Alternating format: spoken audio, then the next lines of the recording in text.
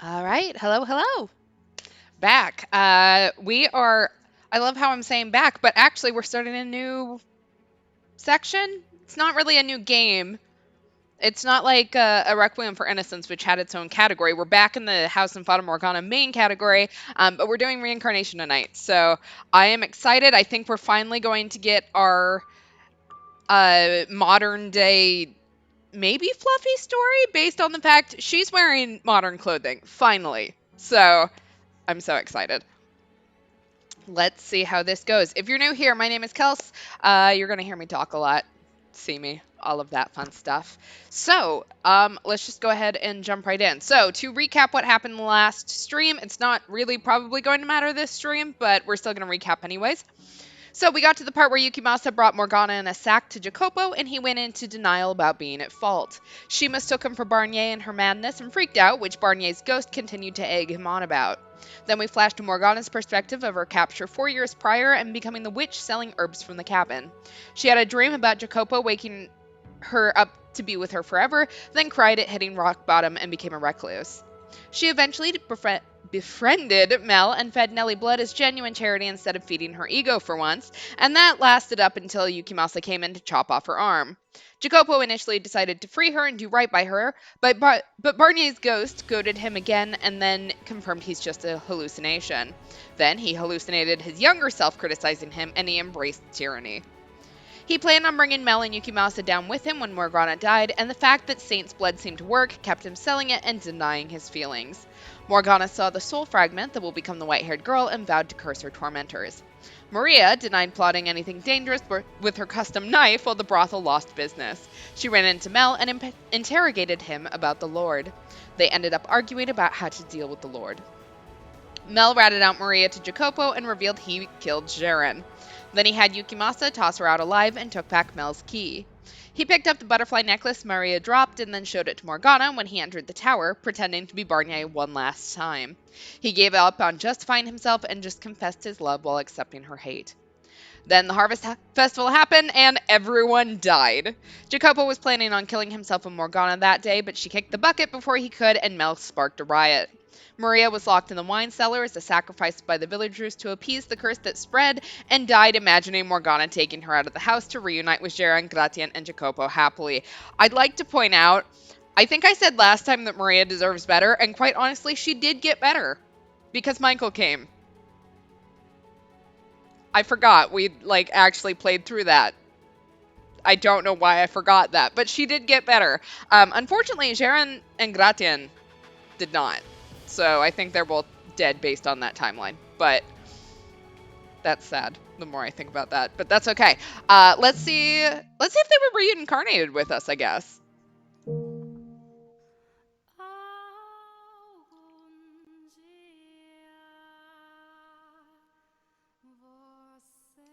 じゃあ、私は先に行くわ。Oh, it's voiced. We're going to have to shut that off. Oh, okay. I'm glad I decided to save that. We are going to shut that off just because, unless you guys don't want it to be in English. Okay. We're gonna turn some of this down too. Okay. Yeah, the illusion of Maria that Michael met got better. Well, I'll be off then. All right. I didn't think it would be so difficult to come up with parting words. You can say whatever you like. The first thing that comes to mind is fine. Okay, then I'll say to you the same thing I said to them. Farewell, Michael, until our souls cross paths once more in the boundless sphere of fate. Farewell, indeed.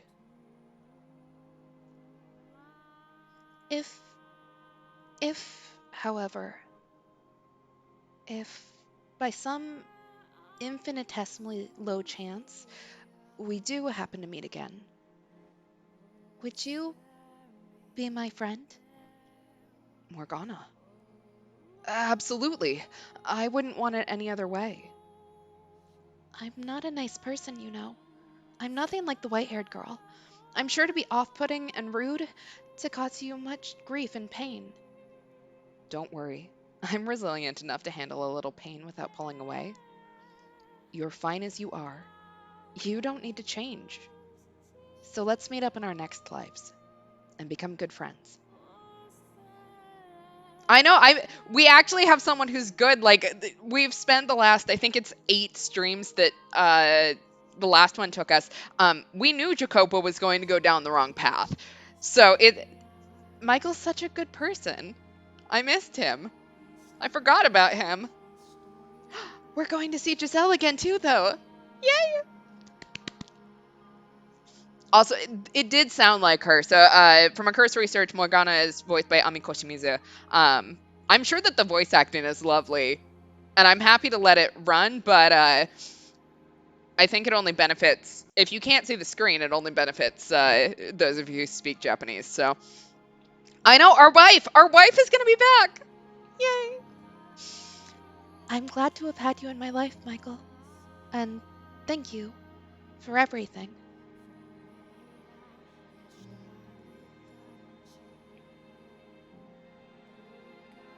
I love how you can, I'm pretty sure that the budget must have come up, like, it must have increased during this one, because we have animations. We have voice acting. So much. I still vividly remember that moment. The vow we made in that illusory gathering of souls, that we would be friends in our next life.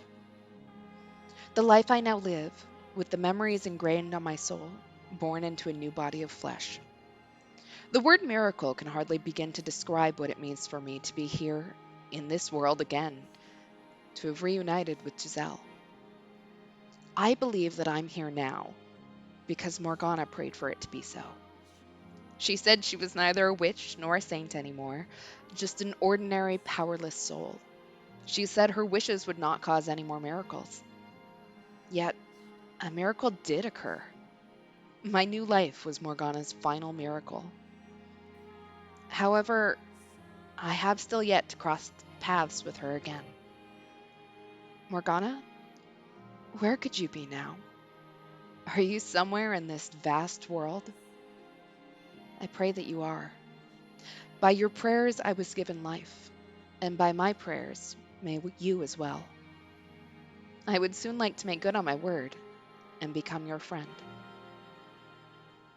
All right, Reincarnation prologue. This is going to be long, I guess. Longer. All right, late March. Exactly. Farewell, Michael. I hope you are born with a penis in the next life. I hope it's a big one. Look at her! Our wife! And she still has 2 dead rats on her chest. Sorry, 2 obese rats on her chest. Uh, Okay, let's see. This is the bus stop where we were supposed to meet up? I think. This is such a lovely, peaceful area. Not too far outside the city, and easy to get around, too.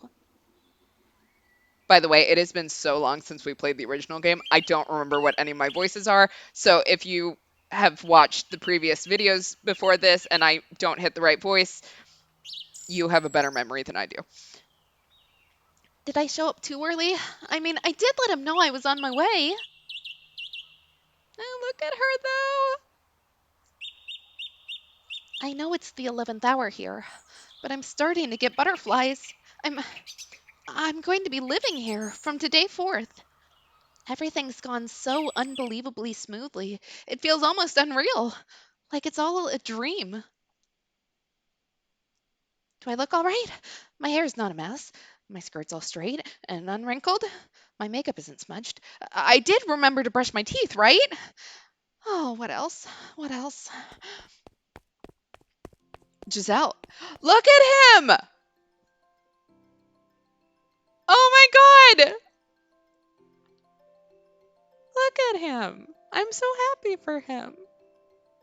I didn't realize how, like, emotional I was going to get about this. We've spent so much time with these characters. Like, I'm so happy that they're getting their happily ever after. Yeah, I don't know how the reincarnation memories work. Like, I imagine being like a 3-year-old and having memories of walking up a staircase flowing blood. Like, I'm hoping that they get those memories at a decent time, or maybe they get them like when they see each other again. Maybe, I don't know. Although he remembers Morgana and he hasn't seen her, so I don't know. I have no idea. But I know he's so Ikemen. Okay, I gotta compose myself again. Giselle. Michael! Um, why the squeal? Nothing. Don't worry about it. Uh, Trying that again. Good morning, Michael. And thank goodness I got the right place. It would have taken an impressive effort to miss the bus stop. Anyway, apologies for keeping you waiting. Oh, no, not at all. I actually did just arrive this time. So, Hmm? I'm getting kind of flustered. Flustered over what? You're fidgeting like a small child. You're hot, Michael. That's what she's flustered over. I got flustered over it. Like, come on, man. It did not say what year this takes place in. So, I do not know. We just know it's in late March. All I did was come down to meet you. Is there something wrong with my outfit? No, your outfit is fantastic. No, no, it's nothing to do with you. Well, it is about you, but not like that. It's just, I'm moving here. I'm going to be living with you. Just thinking about it makes me want to jump up and do a little dance. I don't even understand how you can be so calm. Turn it down a notch, Giselle, please. You're drawing attention. Uh, oh dear, I'm so sorry. But that doesn't mean I'm any less over the moon about it. Don't tell me you don't feel the same way, Michael. Of course, I'm thrilled. You were at my old place all the time before this. We practically live together already, so I can't say it really feels any different than usual.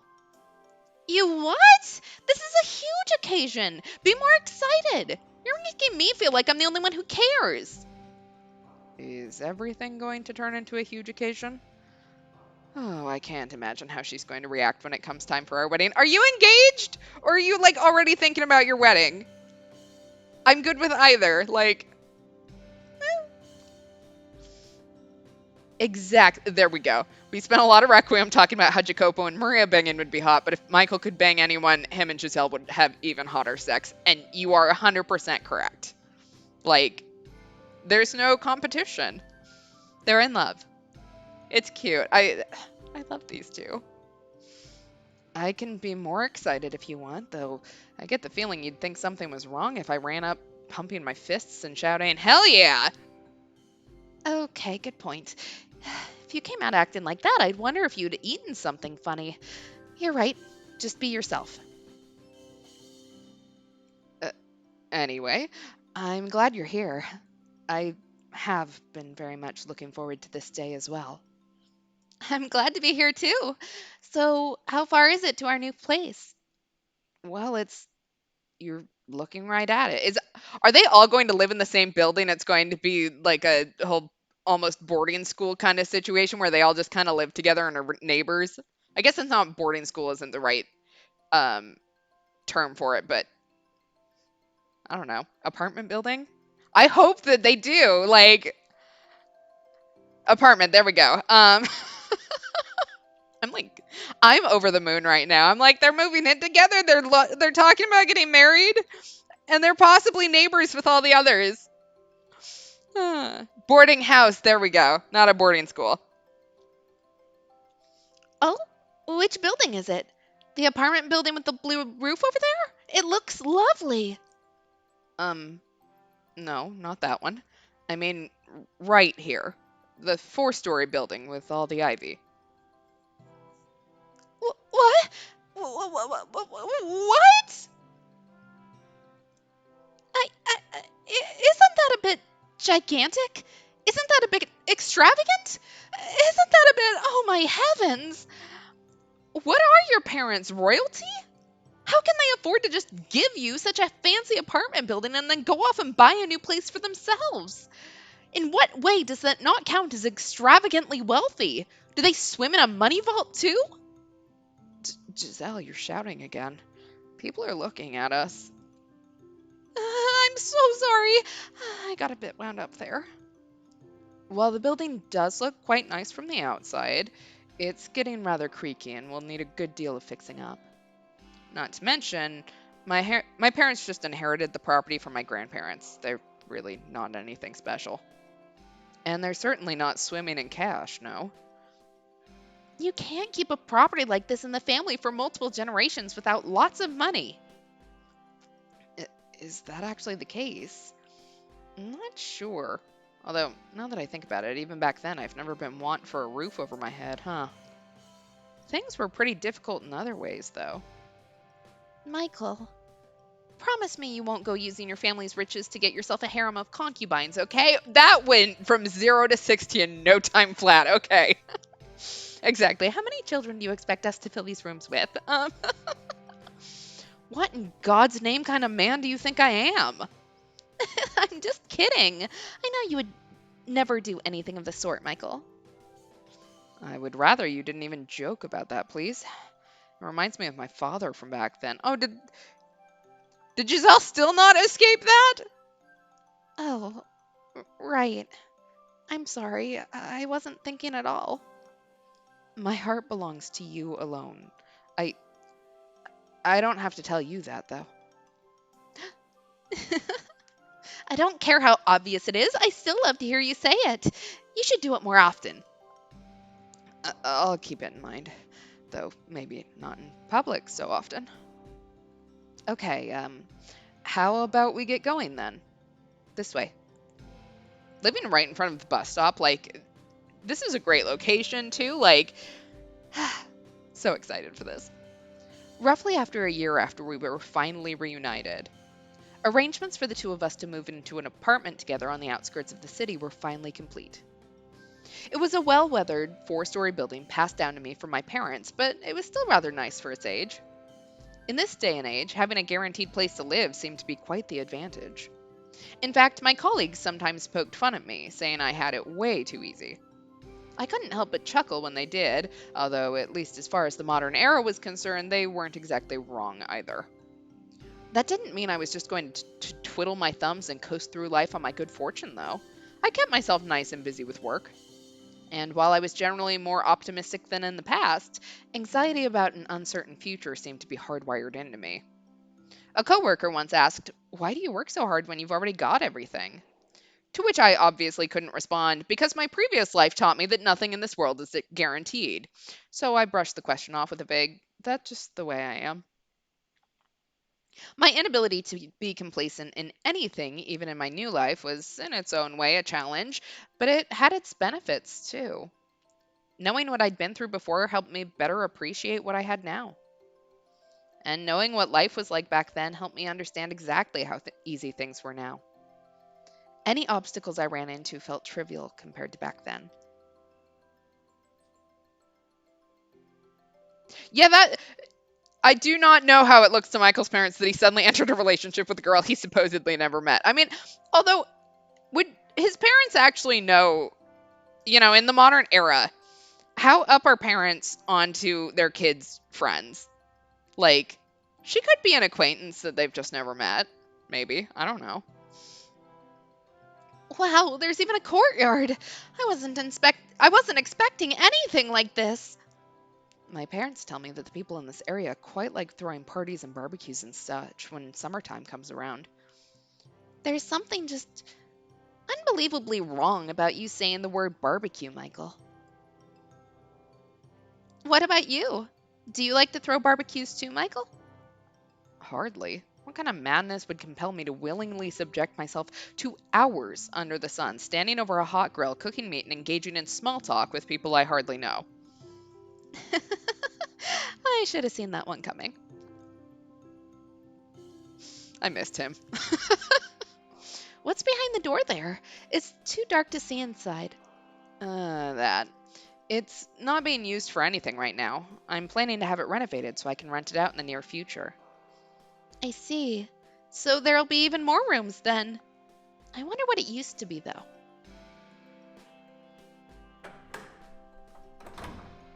Oh, look at this place! I'm so happy for them. Thanks for having me. Giselle, you're not a guest, you live here now. Oh, right! I do, don't I? This place just feels way too luxurious to be mine, you know? It's not that extravagant. You act like you've never been in a building like this before. I'm just your run-of-the-mill commoner girl. Always have been and always will be. I haven't been all aristocratified like you. It's going to take time for me to adjust. Aristocratified. Now she's making up words. Yeah, she still can't shed the instincts of a maid. This really is a lovely living room, though. The windows are nice and big and let in tons of light, and you have a spacious veranda, too. This is like a complete 180 from the dark, dreary place you had back then. It's not musty, I'm not choking on dust, and there aren't even any decomposing parsnips in the corner. Does he eat vegetables now? I need to know. No boarding up the windows for you this time. I wasn't the one who boarded them up in the first place. And if they weren't covered, I probably would have been found. But in any event, I'm glad you like it. Anyone would love to live in a place as wonderful as this. Yeah, exactly, and no tower with a one-armed skeleton. She seems genuinely happy with it. And a smile like that is infectious. I'm glad I took the time to remodel everything. The property itself may not have cost me anything, but making the interior not look several decades old was an arduous process. I'll be keeping that part to myself, though. You keep this place clean, I see. I was worried I'd have to get to work making the place habitable first thing again. Damn. Roast him, Giselle. Your first visit a year ago was a bit unexpected, but I had plenty of time to make sure things were ready for today. The bedroom isn't quite as pleasant a sight, though. I just stacked all your belongings up in there for you. Oh, thank you. You could have just left it at the door and had me bring it in, you know. You know I couldn't do that. Though I will conveniently forget to mention that the first box I opened contained her underwear, and I couldn't bring myself to unpack anything after that. Well, I suppose we should start unpacking then. We should. Although, just so you know, I haven't had time to get a wardrobe or anything. The living room's all set up, but everything else is still barren. Yeah, you were busy with a big project just before the move. You must have been pretty swamped, judging from the awful bags you had under your eyes every time I saw you. That was part of it, yeah. Hmm? But mostly, I just thought you might want to choose something you liked, and that maybe we could go out shopping for furniture together. Oh, of course! I would love that! This is so exciting. It feels almost like we're newlyweds. Or not, maybe. That it does. If they don't get married by the end of this and I get to see, like, I don't get to see them get married, I don't know what I'll do. I will be writing my own fan fiction after that, if I don't get to see that. Although I guess there's nothing actually preventing us from getting married right now, is there? But that's not something I just want to throw out there casually, and I'm pretty sure she feels the same way. We moved in together, might as well get married while we're at it. Probably wouldn't go over very well. What if I'm overthinking this whole thing, though? It's Giselle. There's a good chance she'd be happy no matter what the circumstances. Not to mention, it would be out of character for me to get on my knee, pull out a bouquet and a ring, and propose to you beneath the moonlight. I have a bad enough tendency to try to find the perfect moment to say something, only to never end up doing it. I should just quit thinking about it and do it right now. Anyway, we should get right on that. Come on, Michael, let's go furniture shopping.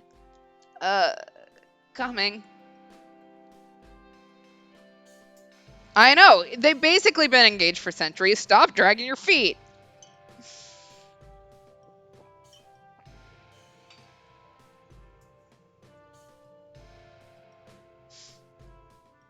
Oh, there's so much to choose from. But still nothing that quite felt right. There were so many lovely wardrobes, but nothing that really shouted, "We're spending our whole life together." That seems like a bit much weight to put into a simple wardrobe. But I did get a bunch of catalogs, so let's look at them later. We'll sit side by side and flip through every page together, one by one. How long is it going to take to get all our furniture if we're going to these lengths for a simple wardrobe? Online shopping is also an option now, so we could always look for something nice that way. Maybe, but I enjoy wandering around different shops with you more. You can't build up a good attachment to your furniture by just clicking add to cart on some big internet store. It's better to see all your options in person and discuss what we think fits best. Uh, I'm not sure how I see there's a difference, though I do agree it was a rather enjoyable experience. That said, if I were doing this with anyone but Giselle, I'd have thrown in the towel and bought the thing online straight away. I've worked up an appetite from all that walking. You want to get lunch somewhere nearby while we're here? Yeah, let's. There's a nice place not too far. You what? You can't just drop that on me out of nowhere, bitch! Oh, God. I don't. Maria, maybe? Jacopo? That was quite the shout. Someone in an argument, maybe? And I get the strangest feeling I've heard that voice somewhere before. She's right. I recognize that voice too. Normally, I'd prefer to get as far away from trouble as possible. Let's get a closer look. Look at her! Oh my god, I love her. I would get down on one knee and marry her at this moment. Just putting that out there. Yeah, you told me it was a fun little thing you were doing when you gave me the job, but that doesn't mean you can just call me out of the blue and say you're shutting the damn place down. I can't just pull a new job out of my ass. I need time to find. Excuse me, I don't give a shit if you have a customer. Don't hang up. Son of a bitch. He actually hung up. God, I'm fuming. Here I thought he was a decent guy, but nope. I just made an ass out of myself. Friggin' old fart, don't open a damn restaurant if you're not serious about it. The hell's your problem? This ain't none of your business. Piss off. Maria? What? How do you know my name? Have we met somewhere? Have we met? We worked together in the mansion. I wonder. Her soul wasn't restrained in Fata Morgana. So I wonder if she'll remember them or not. Which would also mean that Nellie and Pauline wouldn't remember either. Yeah, what if that was Odilon's reincarnation? I never liked that bitch anyways. Roast him, Maria. Huh? Mansion? I don't remember ever taking any housekeeping gigs. I wasn't thinking and started talking to her like I do Michael, but I don't actually know if she remembers anything from before. And judging from her reaction, I don't think she does. You come by the cafe sometime, maybe? I swear I'd remember a couple like you, though. You don't exactly blend into the crowd. Wait, it was the cafe? The cafe was really busy that day, so you probably didn't notice us. Excuse me? That hole in the wall hasn't been busy once this whole damn year. Oh, well, then I guess, yeah, I must have mistaken you for someone else. Someone who looks like me and has the same name? I got a fucking doppelganger? This is starting to remind me of my encounter with Mel. I should throw her a line. Never mind us. Is something the matter? You were making quite the racket. Not really something I should go yapping to strangers on the street, but fuck it. I'm in the mood to let off some steam. The asshole owner of the cafe where I work decided he was shutting the place down out of the blue. Can you believe that? Really? He's just closing down shop today? That's terrible. Doesn't he know anything about labor laws? Labor laws? You go straight for the book, huh, lady? If you can't get through to them with words, what other choice do you have? I mean, sure, if I wanted to, I could take it to court, I guess. But honestly, I don't think I give enough of a crap. The Maria I know wouldn't back off with her tail between her legs, Giselle. The Maria you know? You mean my doppelganger? Anyway, I am planning to give him a piece of my mind. Yeah, Giselle starts a union. We'll meet the others as they also get wrongfully terminated. But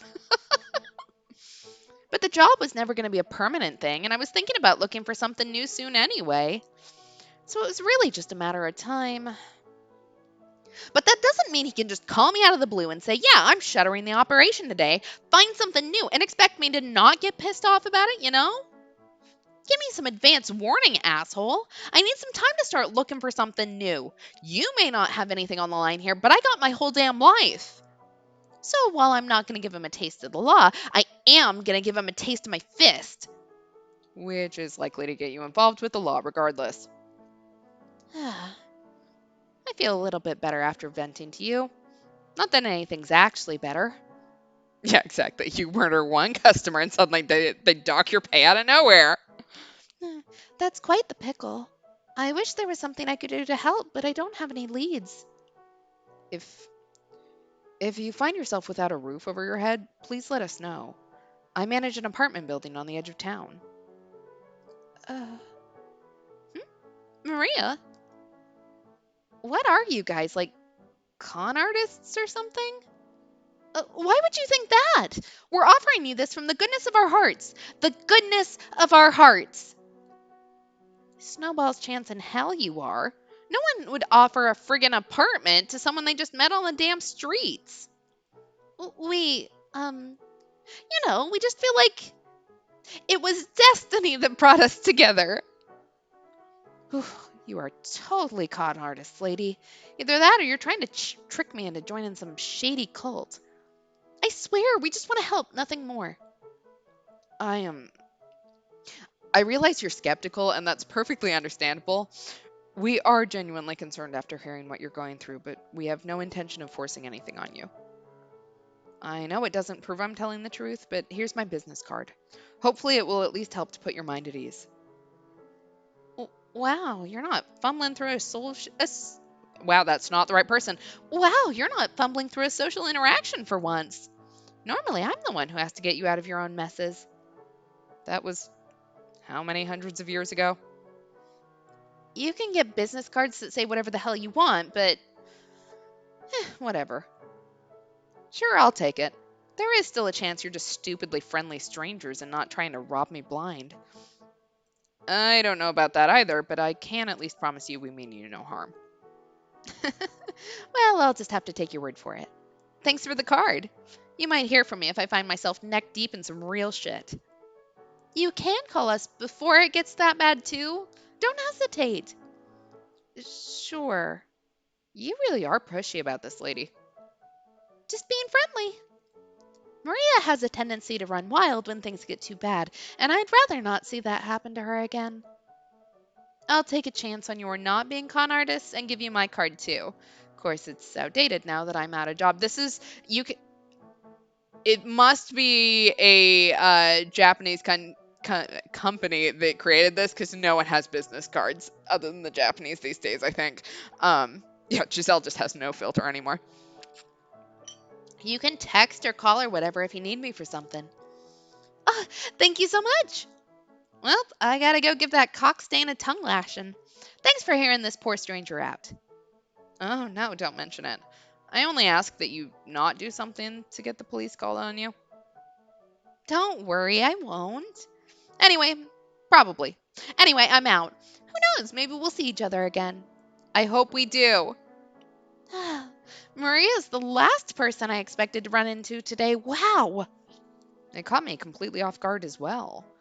Though it appears she doesn't remember us. Yeah, I guess that's how it's supposed to be for normal people, but I'm still kind of sad. Though even if she did have those memories, I never actually met her in life. I almost prefer this to the alternative, where she recognizes Giselle, but not me. Aw, poor Michael. You okay, Michael? You're spacing out there. I'm fine, yeah. I was just thinking that even if she did remember you, it would only be you as the maid, not as you are now. Oh, you're absolutely right. She still hasn't apologized for calling me a creep. You still haven't let that one go? If Maria's here, I wonder if that means everyone else is too. It's certainly possible. Maybe you will get your wish of having that 1,000-year class reunion. Imagine what a sight that would be if they were brought together again without the power of the curse. Maybe their relationships wouldn't have to end in tragedy. I certainly hope so. I don't want anything like that to happen ever again. And if they do all come together, will you be there with everyone else? Or was the white haired girl correct in saying that your soul is no longer able to take human form? Morgana. Yeah, exactly. I miss the old Maria, the one who gaslights couples and tries to shoot them in the head. She was fun. Get a couple drinks in her. She's the life of the party. We had memories of the distant past, not merely of when we were children, but of our previous lives, of our time in the period known as the Middle Ages, of a cursed mansion that wandered the earth across centuries, of a time beyond time, where my soul bore witness to numerous tragedies centered upon that mansion, and of my encounters with the souls bound together by the threads of its curse. But ever since reunited with Giselle in this era, those memories had begun fading away. Or perhaps they were simply filed away with other memories I had little need to dig out anymore.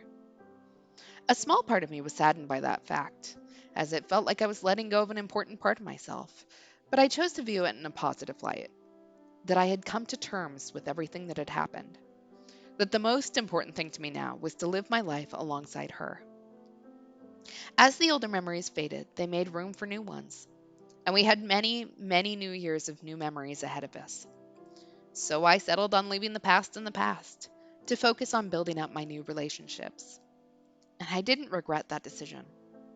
I had loving parents and friendly, easygoing coworkers, neither of which I'd had in my previous life. Hatred and animosity were no longer constant fixtures in my life. I couldn't say my life had been entirely ridden of fears and anxieties, though. There was still the issue of deciding who I was, what I wanted to be. But I had reached a conclusion on that as well.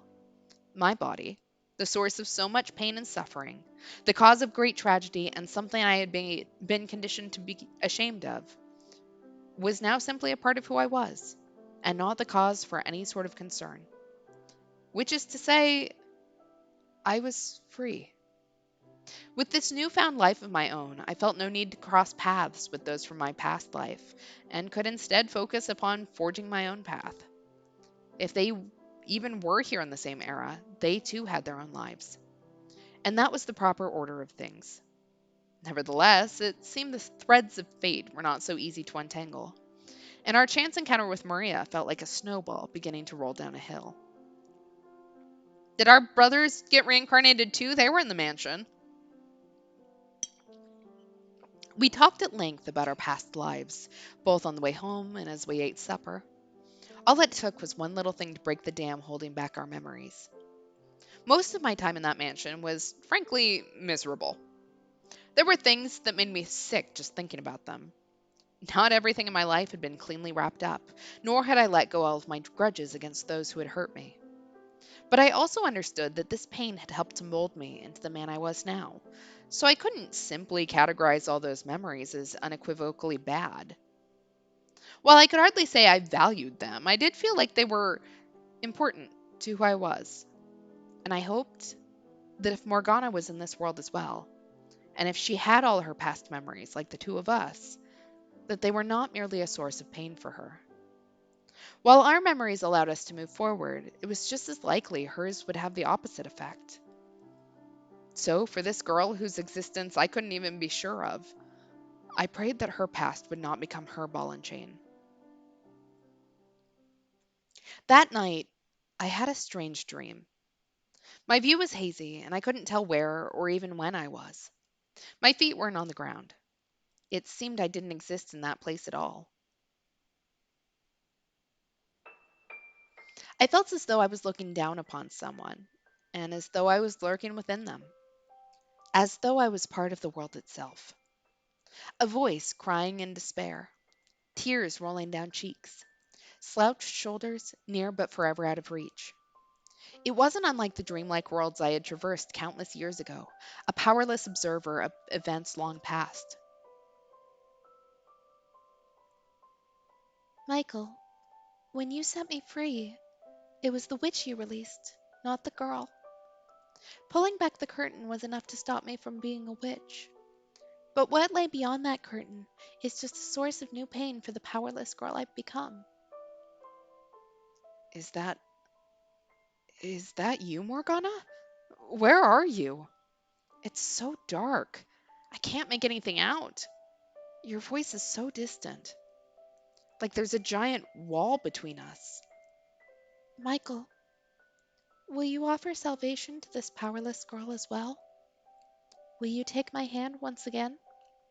Morgana, I thought that breaking the mansion's curse and releasing everyone would provide everyone trapped within it salvation. I believed doing so would make everything better, and I still stand by that much. Nothing good would have come from leaving the mansion to rot away in its curse for eternity. But if, by doing so, I've caused you even more pain, then I want to find you and do what I can to help.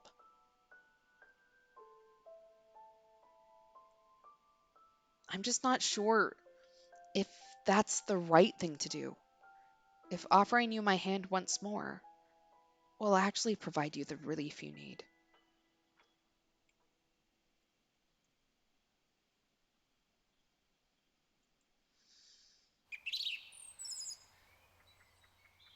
It's a morning like any other, albeit a little more lively, and smelling a little nicer.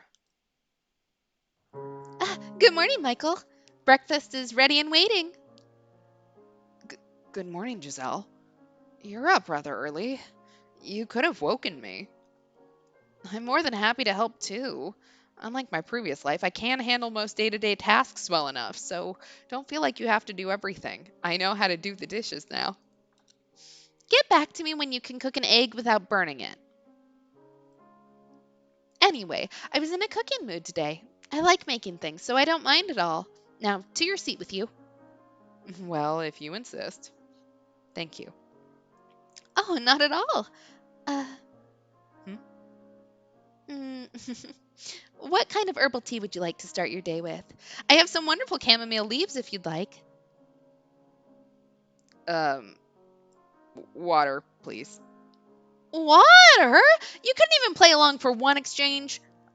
It's kind of charming how she likes to play at being the maid from time to time, but it's difficult to know how to react. Okay, Michael, you're missing the cue here. You get her a maid's outfit, and I'm sure you can piece it together from there. Exactly. We're on the same wavelength here. Besides, we don't have any chamomile. Here's your water, straight from the faucet. How dreadfully dull. I'm not sure what to tell you about that. After being the maid for 1,000 years, I get urges to serve. Also, maybe it's my imagination, but you're looking a little under the weather. What? I am? I guess I slept pretty lightly last night, so I am a little tired. What happened? I didn't roll over and kick you in the face or something, did I? You're a very sound sleeper, as I learned in our previous life. But no, I had a rather peculiar dream. What kind of dream? It was about Morgana. She was pleading for help. Exactly, they sleep together confirmed. And even more confirmed, they slept together in the past. Hmm. It it was probably just a dream. I presume it was brought on by our encounter with Maria yesterday, which my subconscious then connected to Morgana. I don't know. Dreams like that usually have meaning, I feel. It could be a premonition and she's in trouble, or maybe it's a sign of some sort. You certainly are taking this dream quite seriously. Of course I am. It's your dream we're talking about here. If you saw her, that has to mean something. And if it turns out to be nothing, then it's nothing, and we can have a little laugh about the whole thing. But assuming the dream is a premonition, it means she's alive now too, and she's going through tough times. We have to find her and help her through it. You're right. Did anything else about the dream stick out to you? I'm I'm not sure how to articulate it, but the dream was very hazy. And I'm not even certain it was based in the present. Huh? What do you mean? Do you remember when the two of us attempted to change the past? Of course, I remember it vividly. The world we went into was a recreation of the past, as opposed to the real thing. But your hard work there convinced everyone to be better, and you even managed to clear up Morgana's misconceptions. No one can deny that. So, what about it? One night while we were there, I had a dream in which I encountered Morgana. Not as a witch, but when she was still alive as a saint. It was a dream of a time no longer. And you think last night's dream was the same sort of thing? It felt similar, yes. So, even if she is having difficulties, it may very well be from another time, which would mean there's nothing I can do to help. To say nothing of the fact that we don't even know where she is. So, while it is curious, I don't think there's much to be gained in worrying ourselves to death over it. We could sketch a picture of her and put up missing posters. Y- you make it sound like she's a lost cat. Hmm. But we wouldn't have a good answer for anyone who wanted to know what our relation to her was. We knew her in a past life would get the cops called on us 9 times out of 10. We'll do what we can. Besides, I expect we will cross paths again, assuming our fates have not been permanently rent. Absolutely. We ran into Maria after all. There's no reason to believe she'll be the only one. And if we do meet Morgana and she's having trouble of some kind, we'll do everything we can to help her through it. Yes, we will. I suppose there's not much room for us to refute that stupidly friendly accusation, is there? Morgana was in large part responsible for Giselle's century-long tragedy. But she holds no grudge over that, and even actively seeks to offer her a helping hand. This isn't the first time either. What are you laughing about? I didn't say anything funny, did I? There we go. We're swingers with a very specific third in mind. A teenage girl. That'll go over really well. You know that 1 out of 10 times that the cops weren't called? I think I just figured out what would cause that. Nothing. I was just thinking about how blessed I am to have fallen in love with you. Huh? Where did that come from? You've always been such a brilliant light in my life, both this one and the last. You can't just pull that on me first thing in the morning. Also, you're the same to me, so. Oh, geez, now breakfast's all cold. Come on, let's hurry before it gets any worse. She asks me to express my love more often, but whenever I do, it always ends up like this. They're so cute. On a somewhat related note, do you have any particular desire moving forward? Where are we going with this question, Michael?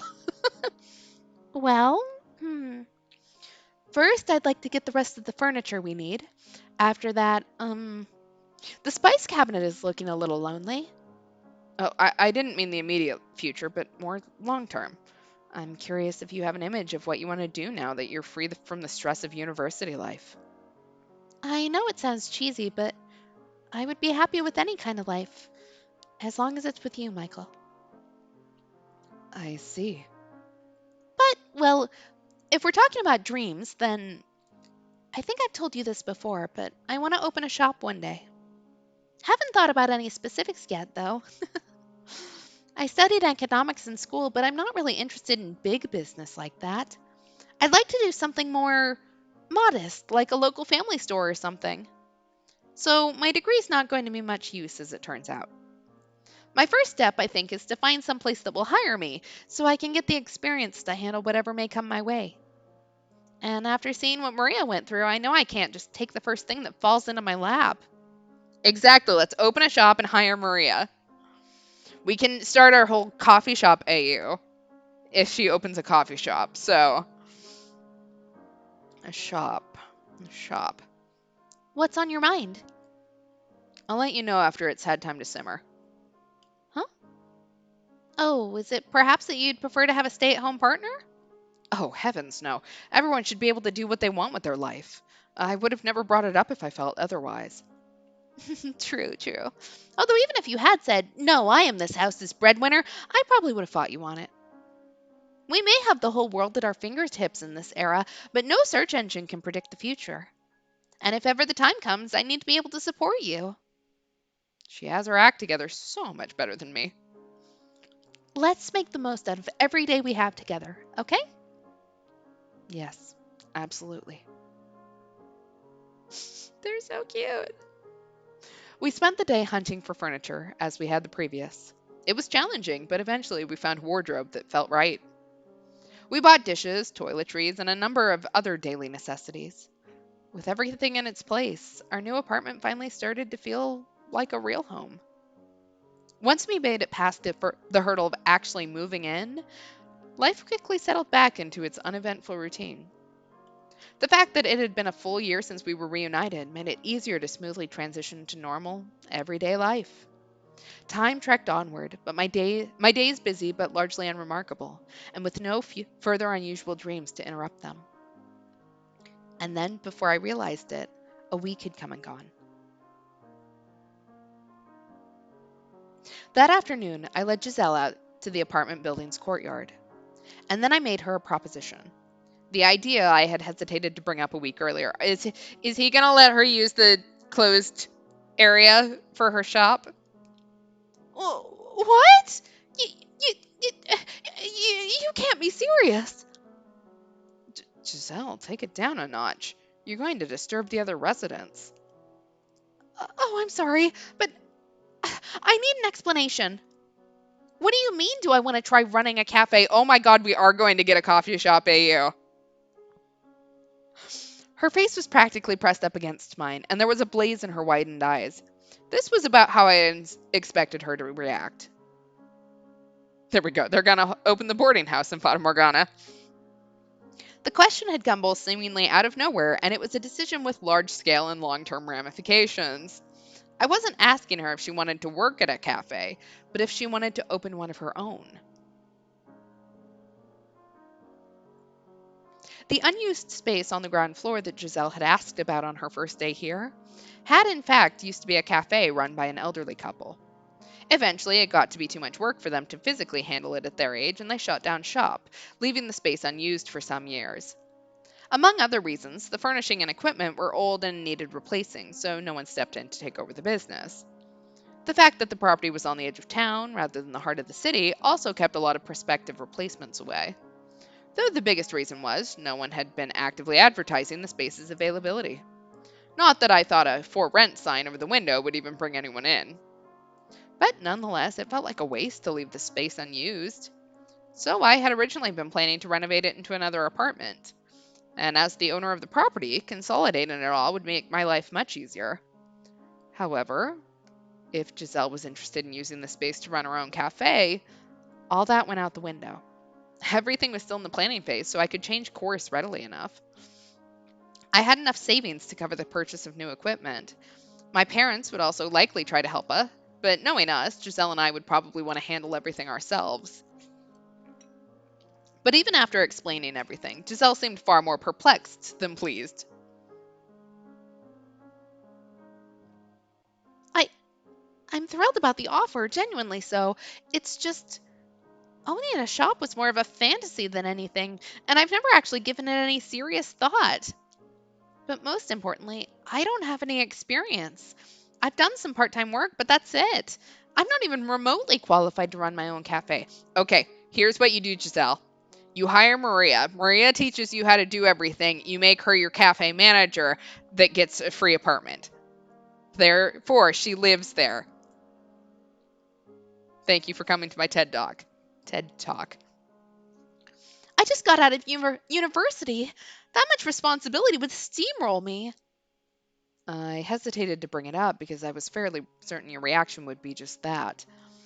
And I do agree with you that experience is vital to embarking on an endeavor such as this. Then why did you ask? Because, on second thought, I remembered you had a great deal of experience already. What? I don't recall having any real work experience. Not presently, no. As you said, you're a young woman fresh out of university. But there's more to your story. You were, in the past, the daughter of a merchant. And I'm certain you'll be able to draw from your experiences in your many, many years as the maid as well. But this This is nothing like that. Working in a mansion and working in a restaurant are two completely different skill sets. Exactly. Maria gets a free apartment and maybe a chance to bang your fiance since you seem to want to see him doing that. The work is certainly not the same, and times have changed, but I don't think the skill sets are necessarily that different. Both require you to be mindful of other people's needs and desires. Mindful of others is the last thing I ever was as the maid.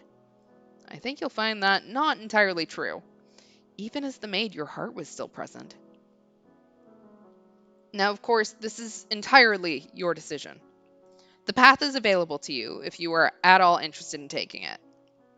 That said, I believe it's perfectly fair to take an opportunity present before you, even if you feel you lack the experience to take proper advantage of it. Yeah, fake it until you make it, Giselle. That's how we all got here. Yeah. Michael, do you know nothing about customer service? And if you do, I will be here to help with anything you need. Also, you're maybe banging the owner, so, if anything goes wrong. I I don't know. It doesn't feel right to just have it all dropped into my lap. Don't get me wrong, I'm thrilled. I'm just not sure how I feel about having everything handed to me on a silver platter, like I didn't earn it myself. And then I have to wonder, what if I mess everything up? Which I know isn't a good attitude to have before even trying. But the renovations are going to cost money, and then what if it all goes to waste because of me? Normally, I'm the pessimist and you're the carefree one, but it would seem we've switched places today. Can you blame me? Don't worry about feeling like you have to do right by me or anything. That's not what I want you to focus on. We're walking this path together now. So if you're hesitant because you're afraid you'll make my life difficult, please don't be. Also, you said it doesn't feel right to have it all dropped into your lap, but all I can provide you is a foundation. You are the one who will have to build upon it, Giselle. There will be many challenges. It won't be an easy task by any means. Perhaps you'll stumble and falter along the way, but there's nothing wrong with making mistakes. And I will always be here to help you get back on your feet. Whatever you want to do, that's what I want as well. Uh, anyway, well, that ended up kind of rambling. The point is, I'm not going to force you to do anything. We're walking this path together now. Almost sounds like a marriage proposal. Well, that was the intent. What? Michael, your timing still sucks. like, like it's kind of cute. I see why you jumped on this one, but her head's gonna explode. Exactly. She suffered for centuries as the hot maid. She deserves to have her Cinderella moment. She deserves to have everything handed to her. Like, she suffered so much. I don't want to put a huge weight on your shoulders and then not be there to take some of it on my own. So, if you do decide to open this cafe, let's get married first. Not that our getting married is conditional on you. Oh, okay, I was kind of right when I said her head was going to explode. What? Giselle! Giselle, her face red as a beet, had fainted. Working up the courage to speak those words had taken a lot out of me, but no amount of preparation was enough for her actual response. We were already living together, so the matter of marriage only made a difference on paper, but I suppose I may have underestimated the potency of the word itself. I had tried to be as casual I had tried to be as casual as possible about it too. Oh, buddy. Huh? It was all a dream? It was all very real. How are you feeling? I didn't think you would actually faint. Uh, oh, Michael. You really need to start giving me a heads up before you drop these bombs on me. First it was the cafe, then.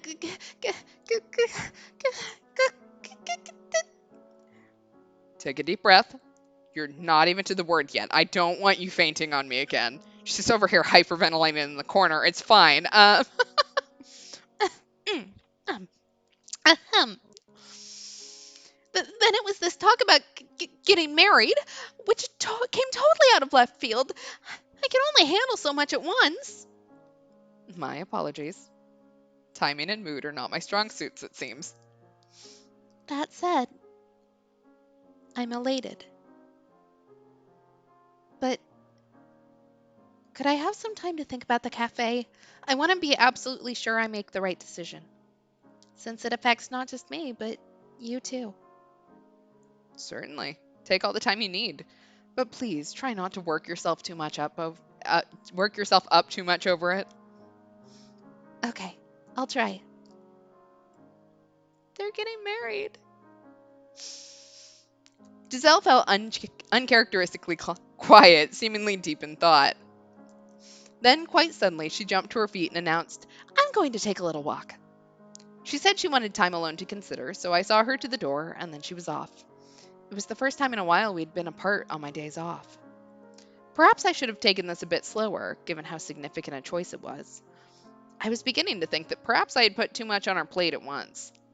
It wasn't that any of the decisions were going to be unpleasant, but they would still require a great deal of consideration. I'd known Giselle long enough to trust that she would reach a conclusion she was satisfied with, but still I couldn't completely escape from my anxiety. Nonetheless, all I could do was wait.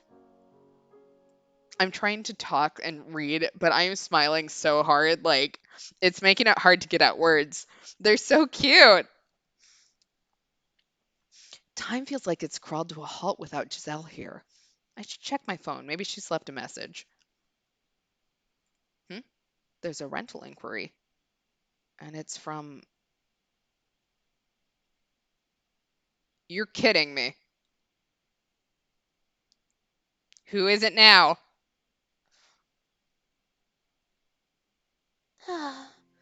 We really have swapped places today. Normally, Michael would be the fretting, indecisive one. I don't know what to do. It's a great opportunity, and I do want to try running a cafe, but. Oh, I'm sorry, I wasn't looking where. My bad. I was scurrying around on my phone, and we sure do run into each other a lot, huh? You alone today? You sulking because you got into a fight with your BF or something? Oh, no. No, we're not fighting. It's nothing like that. Uh, are you out for a walk, Maria? Whatever happened with you and your boss? I got him to apologize, but that's about it. I'm still jobless, just floating around looking for whatever. I'm sorry to hear that. Maria seems like someone who's got a lot of experience, both in work and in life. Then again, I did spend 1,000 years as the maid, so I guess I do too. Why the stare? Take a picture, why don't you? It'll last longer. Maria, I know this is kind of out of the blue, but do you mind if I ask your advice on something? Hmm? Exactly, new hire.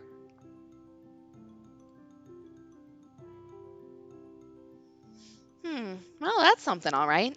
And now you're on the fence about whether to go through with it or not. In a nutshell, yes.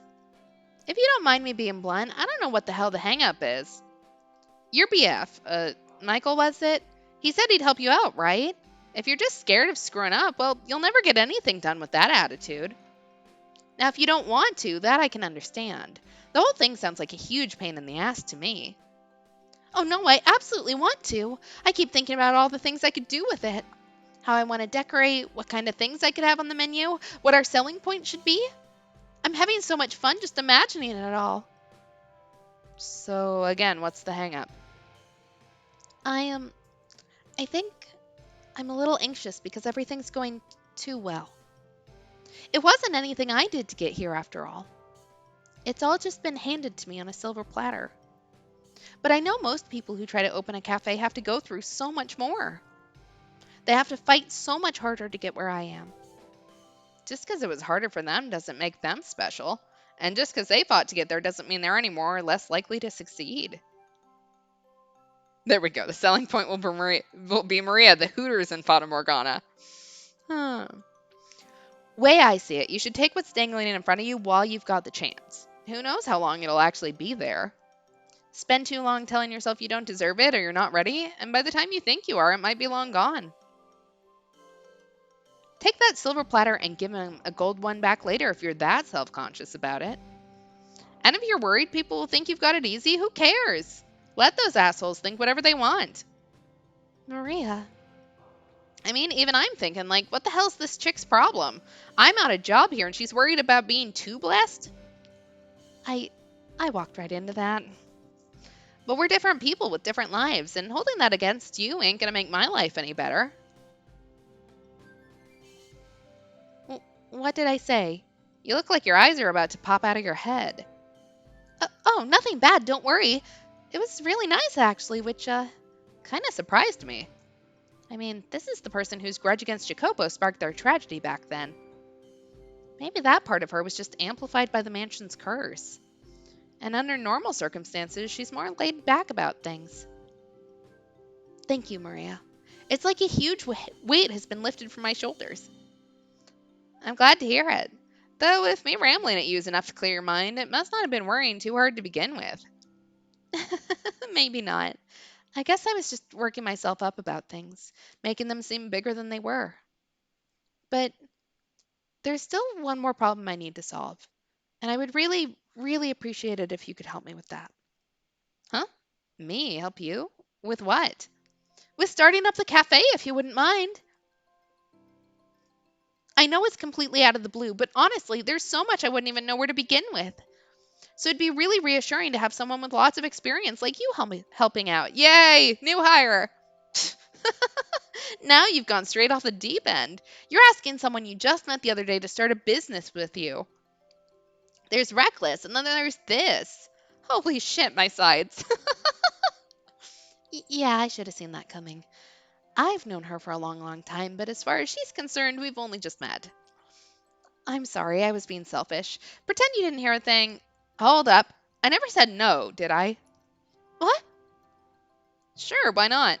The universe put me here for some reason, and if it means I don't have to go looking for a job, all the better. You will? Really? I totally put you on the spot, and I can't even promise anything will work out, you know? Are you really willing to put your trust in someone you just met the other day? You thought we were con artists or cultists the last time. You're the one who asked me. Don't go popping your own balloon. I'm in a betting mood today. My fate's in the universe's hands. So don't worry about me.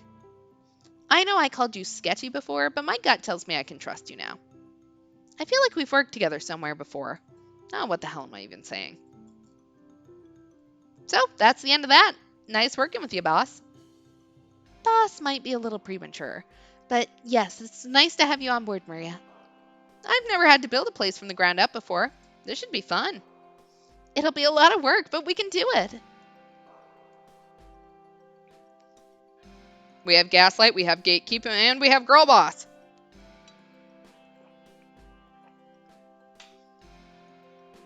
When Giselle returned, it seemed as though all her apprehensions had vanished in a puff of smoke.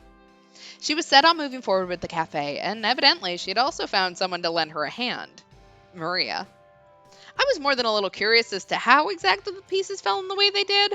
Maria had just lost her job, though, so the arrangement worked out for everyone involved. And then after Giselle had filled me in on everything on her end, I gave her an update of my own. There would likely be someone moving in on the second floor in the near future. And our prospective new tenant was possibly someone we both knew quite well. Who is it? Who is it? Who is it? Giselle's weekdays from then on were spent scrambling to sort through the mountain of tasks that would be necessary for opening a new cafe. Even when I was at the office and not around to help, she sent me regular updates on her progress. Because we weren't in the city, and the majority of the customers were likely to be locals, she said she wanted to make it into a comfy, inviting space. I helped out whenever I had time off work, and time again, I found myself amazed at the progress. At this pace, it seemed likely the cafe would be ready to open for business in time for summer. The other day, Maria had apparently brought in an acquaintance of hers to construct the counter. And the both of us were quite caught off guard when we found out exactly who that acquaintance was. Good morning, Maria. Morning, Giselle. I gave your address to the guy I was telling you about, so he should be here shortly. You make sure to work him to the bone. Oh no, I could never. I feel bad enough having him help in the first place. I really should be hiring a carpenter to take care of this sort of thing. What's the big deal? He says he loves building stuff and hard labor. What are connections if not for using? Especially at times like this, I almost sat here and went, yeah, it's Gratien. It's going to be Gratien. I forgot. He was not part of the first game. Jacopo being a carpenter seems weird, though. Well, if you insist. She never did tell me his name, but out of all of Maria's acquaintances I know... That's true. He does really like building railroads, so... I'm guessing it's Jacopo? Oh, it is not. Hey, man. I'm glad that you're now building... I mean, I guess the sharp things are still in his hands now. I don't know how to feel about this.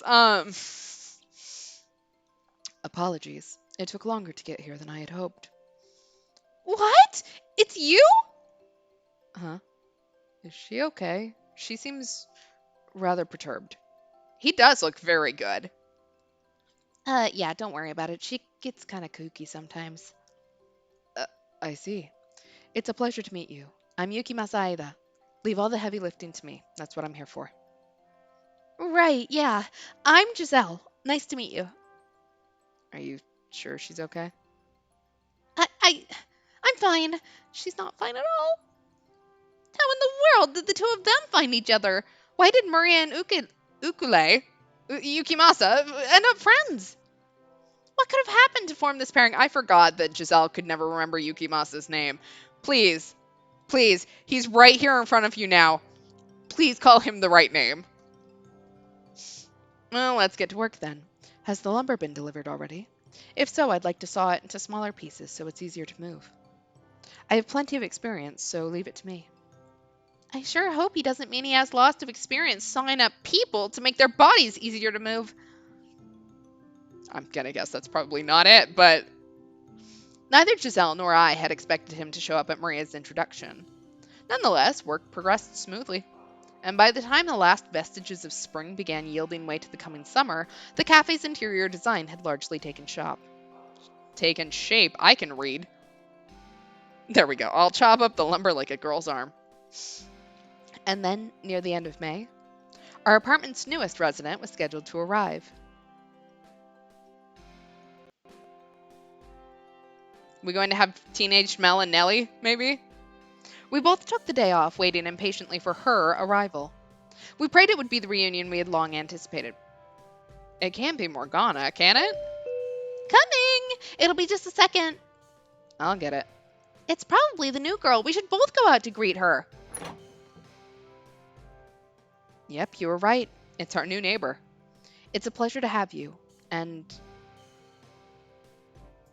We believed with all our souls that the world was filled with hope, and we believed with all our souls that everything was better now, that this was a wholly happy reunion, that we were all free of suffering and torment, tragedies a mere relic of the past, that we had all been given completely fresh starts. And while that much was true, it also wasn't the full story. We only held a small fragment of it. We knew nothing of what had transpired in the past year, before our paths had crossed with theirs once more. In each of their new tales, we took neither the role of observers nor of players able to offer them our hands. They lived their own lives well beyond our reach, and in them we found what they needed to push forward, to forge their own paths.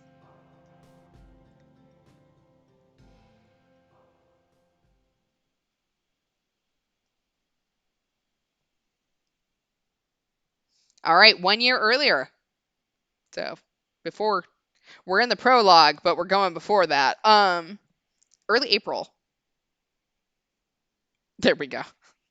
Morgana sees them and her mind flashes with a memory of Michael stabbing the white-haired girl out of context. Okay, Reincarnation, Seeing Glass.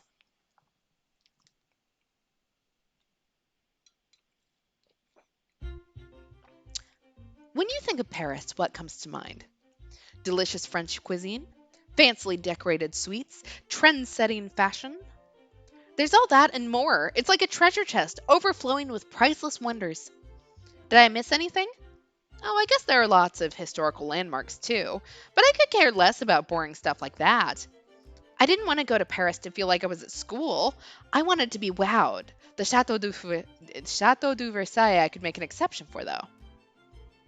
But this was my first ever vacation without my mum, just me and my friends, and I wanted to have as much fun as I could. I wanted to go to a cafe. I wanted to get chocolate from a chocolatier, and I wanted to use all the allowance I'd saved up to see a show at the opera house. I had plans to keep me busy for days, and yet somehow. Look at her! Oh my god, she's precious! I love her. Ah, why did you have to run out of battery on me now, stupid phone? I was standing smack in the middle of a busy sidewalk all by myself. Of course, today would be the day I leave my charger in the hotel, and I can't find any phone booths either. Not that I even remember any of their numbers. She's so cute. I love that design. Look at her. Why is it so much of a pain when your phone dies away from home? I was in Paris with a few of my friends for spring break, but we got separated and my phone was out of battery, so I had no way of getting in touch with them. How does this culminate in you moving in? Like, how badly does that have to go? I went into a bunch of different shops to ask if I could borrow a charger, but they either said that they were busy and sent me away or only had an outlet to offer. Though the worst was when they didn't speak English at all, which was pretty disappointing. You'd think they'd at least speak the language in the fanciest shops in the city. Though maybe it wasn't fair to think the world revolved around me because I spoke English. But that's beside the point.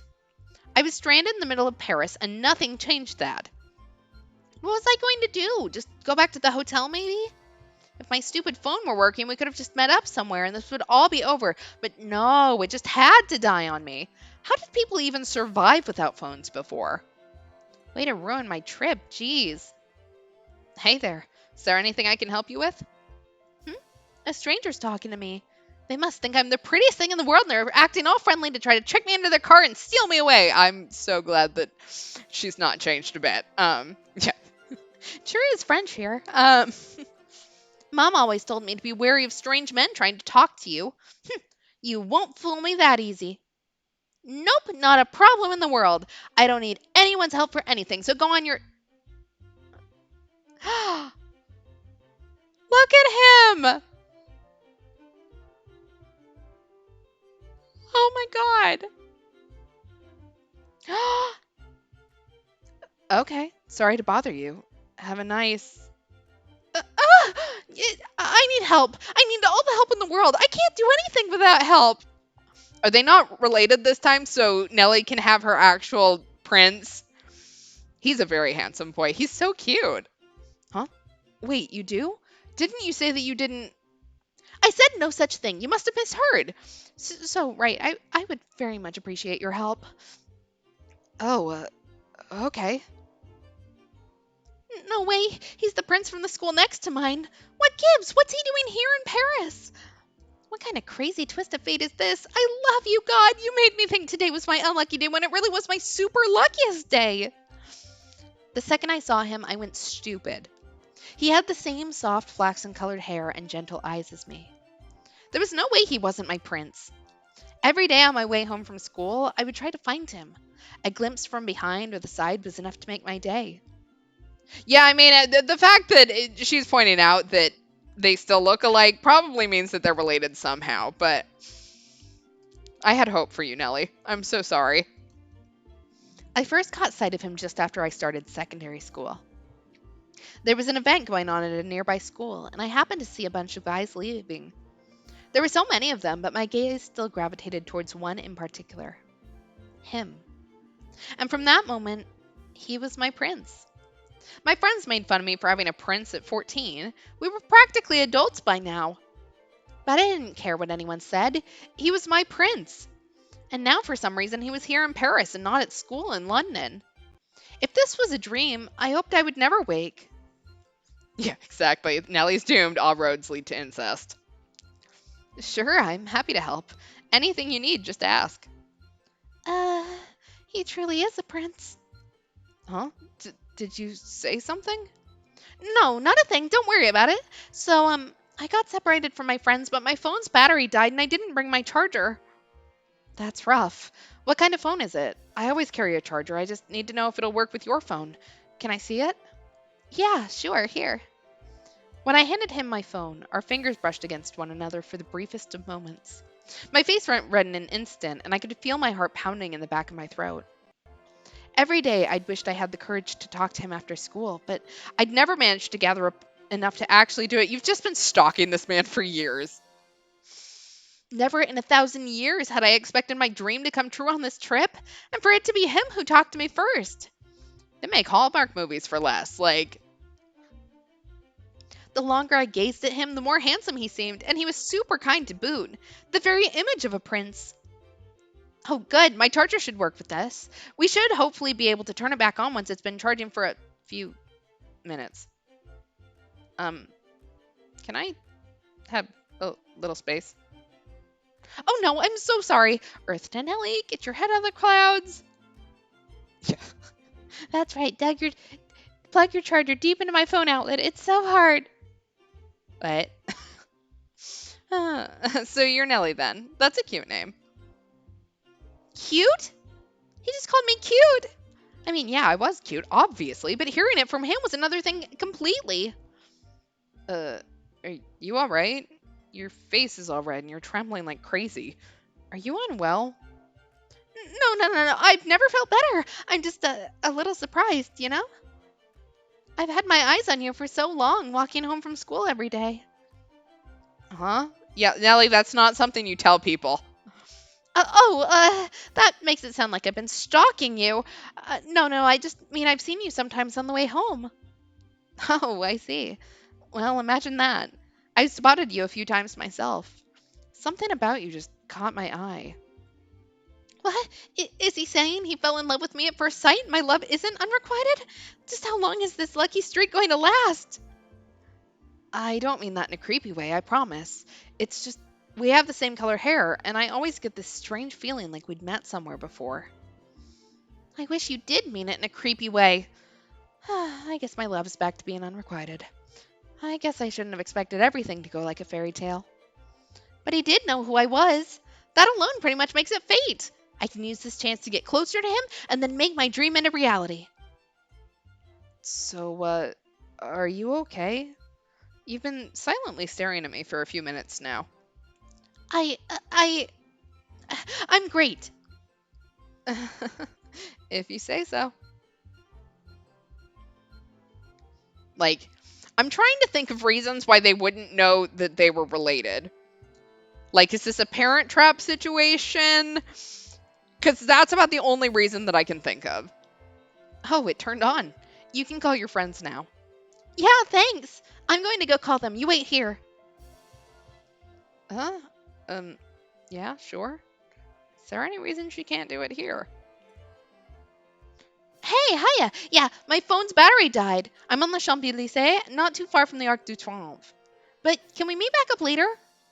Why? Because, I'll tell you about it later, okay? Just have fun and don't worry about me for now. No, I'm fine. I'm not in trouble, I promise. Sorry to ditch you like this. I'll call you back in a bit. Bye. Oh, welcome back. Does it look like you'll be able to meet back up? Actually, it doesn't. They ended up going on a tour, so they're busy with that right now. And it's a pretty long one, too, so I'm stuck here all alone until it's done. Wow, that wasn't very nice of them to go off without you, huh? Yeah, aren't they the worst? I'm so sorry, guys. Did they say what tour they were going on? Huh? It was, something about exploring ruins? Oh, yeah. Seeing the major ruins around the city does seem like it'd take a long time. Yeah, it will, for sure. So, if you're not too busy, do you want to find somewhere we can sit down? Yeah, exactly. Sorry about this. Misters before sisters and all that. You know how it is. Yes, I do. That's the spirit. Oh, yeah, I suppose I should introduce myself. My name's Mel. I'm 17 and I go to school not too far from you. Nice to meet you. You already heard my name, but I'm Nellie. I'm 14 and I go to school not too far from yours, Mel. It's nice to meet you too. Well, shall we? I can't believe he said what I was going to first. I was right, he really is a prince. This is the best day ever, and it's only just started.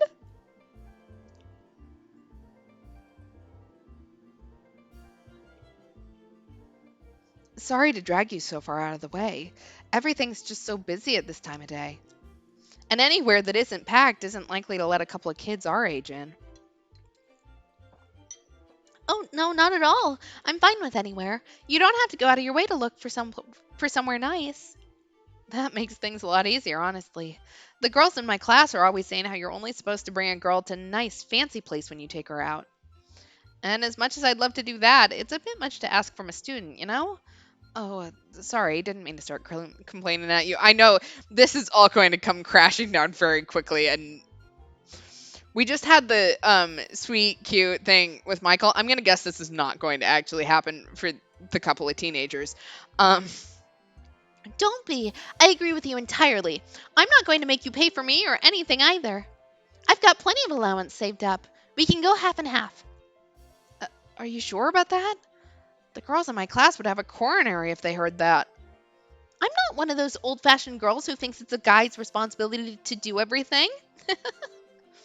Though if it were any other guy, I'd be totally in agreement with his classmates. I really appreciate it, but at least let me take a bigger portion. I am older and I have a job, even if it is part time. Oh, you do? Well, in that case, what do you do for work? I'm sure his job is as lovely as him. A waiter is at a 3-star restaurant, perhaps? I work in an antique shop. It's nice because it's so laid back.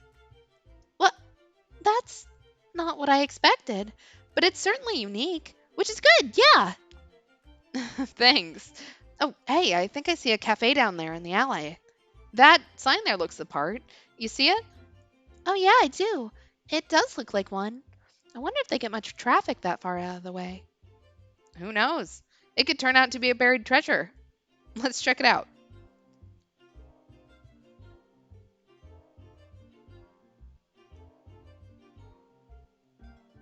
Hmm, this is less buried treasure.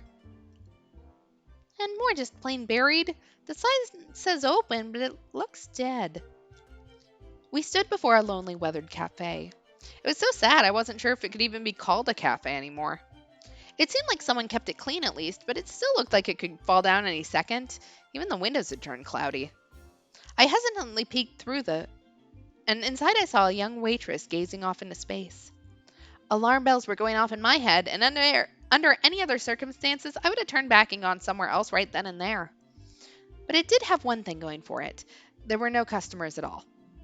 It would be beyond impossible to find any other establishment in Paris as empty as this one. Maybe we should look for another place. As quiet as it looks, I'm sure you didn't come all the way out to Paris to go to a place like this. I don't know. I think I'm okay with this. It could still turn out to be terrible, but at the same time, you're probably not going to find anything else quite like this in Paris. Well, all right. You're a lot more adventurous than I am. I'm not sure if adventurous is the right word. What would he think if I said it was because I really just wanted to be alone with him? Me too, my dear Nellie, he whispers into my ear as he lights another candle, brushing aside my hair with the back of his hand. It's because I just, you know, really want to be alone with. Huh? Hey, Nellie, don't just stare at it. Let's go inside. Hey, wait for me. Poor Nellie. Destined. Whoa, customers. When was the last time we had any of those? Good afternoon. Take any seat you like. I thought it was your job to expect customers. It looks nicer on the inside than I expected. How about we get a window seat since we can sit anywhere? Mel was right. The cafe was much nicer on the inside than the exterior suggested. It was neat and tidy, and the pleasant aroma of coffee filled the air. The furnishings and decorations were a bit on the old-fashioned side, and there was no hiding the fact it was dead, but it did still have a kind of cozy atmosphere to it. Of course, I'm sure I only felt that way because I was with Mel. If I had been with friends, I probably would have been complaining so much that I couldn't find a single thing to like about the place. Mel courteously led me to a table by the window. What a wonderfully chivalrous gentleman he'd been raised as. The waitress came and took our orders as soon as we sat down. Mel asked for a coffee, and I asked for a soda. She didn't bother to hide how not at all thrilled she was to have to do work, but she wasn't rude or dismissive to us either. And once our drinks arrived, Mel and I started chatting. I could hardly believe this was our first time ever having a real conversation. It honestly felt like we'd known each other for ages. Aww, look at her. I know this is all going to go badly for her. I just have it. I have the feeling it is. But she's so sweet. She doesn't deserve any of what happened to her either. So, in either timeline. Oh wow. So this is your first time out of the country? Yeah. Supposedly I went on a family vacation overseas once when I was a little baby, but I don't remember any of it. So I don't think it actually counts, and this is my first real experience abroad. What about you, Mel? Do you travel much? Not really, no. I'm more of an indoorsy guy who spends most of his time at home reading. Oh, really? What brings you here to Paris then? A personal vacation or something? It's not really a vacation so much as a business trip, I guess. Remember I said I worked part time at an antique shop? The owner hurt his back and he sent me so that the ticket didn't go to waste. I'm here to see a flea market taking place tomorrow, but I had today off, so I was exploring the city, which is when I found you. Oh, wow, you're here for work? That sounds rough. Oh. Mel, I feel much less warm towards you considering all the shit you did to Morgana, but I know against your will, but also I can't erase that from my mind. But you're still pretty. Exactly. We know it'll go badly for her. We just hope this time it's the funny kind of bad instead of the tragic kind.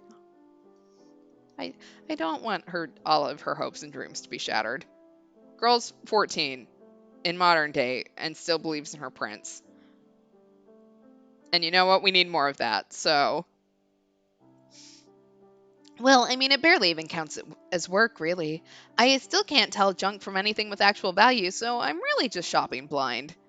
I'm pretty sure the owner just didn't want the ticket to go to waste, so he figured it best to give it to someone who would at least be able to enjoy the trip.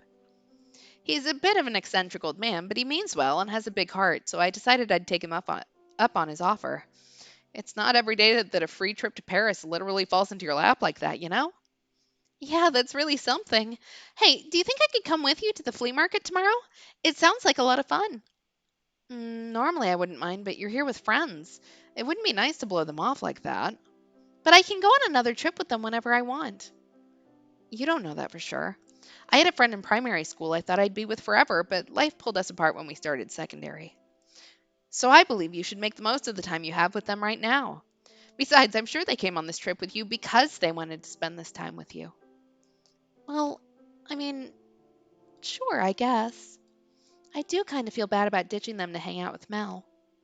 And I do want to spend more time with him too, but if I keep this up, I probably won't have any friends at all.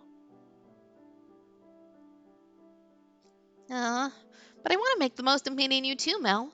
How many more chances will we have to go to a flea market together? Huh? There are flea markets in England too. We can always go see one when we're back home. There's no reason we have to go to an antique shopping at this particular flea market, is there? What? We can? Yeah, let's go when we're back home. Of course, let's. I'll have to remember to get your number before we leave. It's not the antiques I care about, though. I'm surprised you're so interested in antiques. I took you as more of a digital age girl, but it looks like I read you wrong. Then again, it was you who wanted to come here, so maybe I shouldn't be so surprised you got an interest in old fashioned and historical stuff. I bet you're really disappointed you couldn't make it on the tour of the ruins. Huh? Ruins? Oh, right. Yes, a terrible shame. History is my favorite class in school, so I was really looking forward to it. Oh, that was close. I totally forgot that was my story. Yeah, exactly. Good job, Mel. You're leading her down the path of caring about others. She did have a problem with that back in 1603. and I hate history class. I'm a huge history nerd too. It's amazing to think about all those wars from so long ago, empires rising and falling, borders shifting, and how it all somehow leads up to this very moment.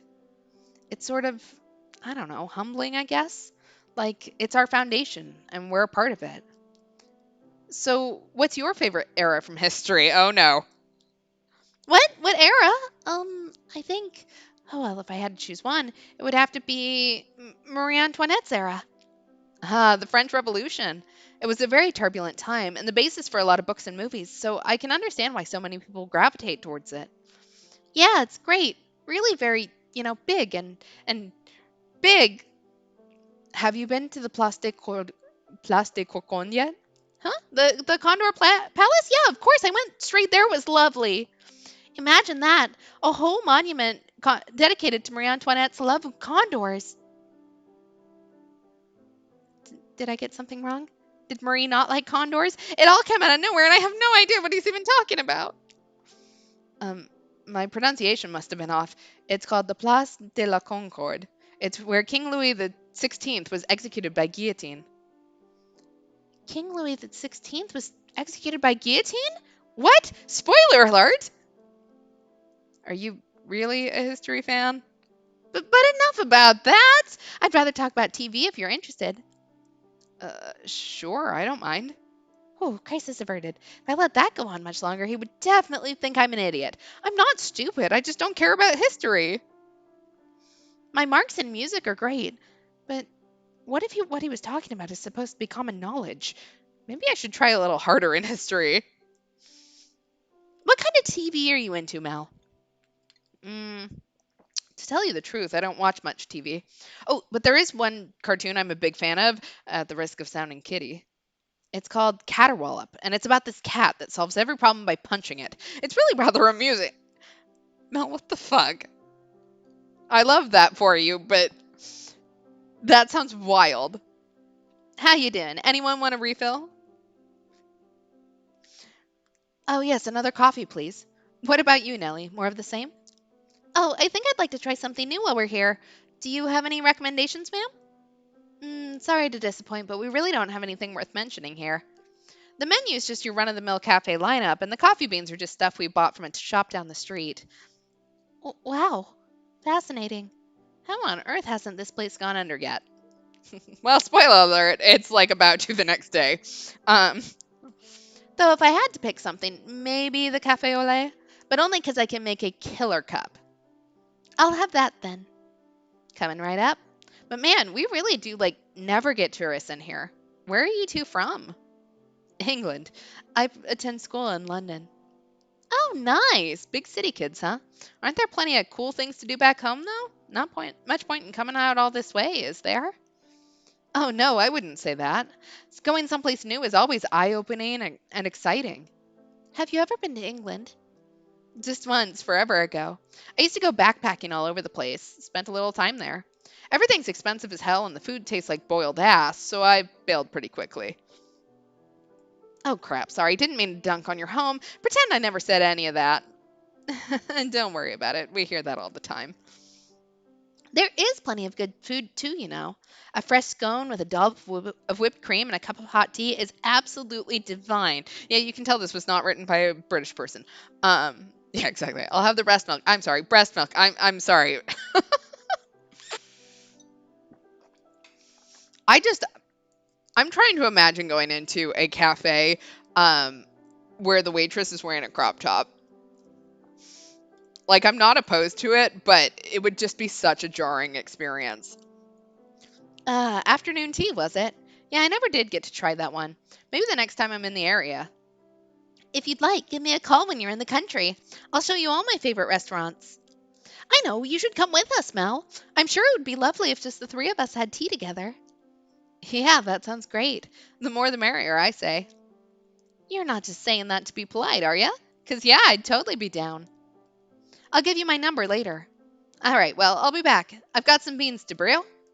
And sorry for butting in on your little sibling vacation time. That's something I never got to experience myself, so hope you enjoy the rest of your trip. She thinks we're siblings. I thought anyone would assume we were on a date. Poor Nellie. Is that what you want people to think, Nellie? Well, I, well, I'm teasing. We only just met after all. We're barely acquaintances. yeah, we're just acquaintances. Though I can understand why she'd assume we were related. We do look a lot alike. Really? I don't think we do at all. Sorry, I just felt a kind of connection because we look so much alike, which I thought was really nice. I'm pretty sure that's not great for your gene pool. Maybe I'm wrong. I don't. I should point out I never took a biology course, but No, just to be clear, don't want to not look like you. In fact, I think it's nice that we do. Just, I'd rather when people looked at us, they thought we were thought we were what? a c- c- c- c- c- Oh, that's you, Nellie. I bet it's your friends calling to say the tour is over. Yeah, probably.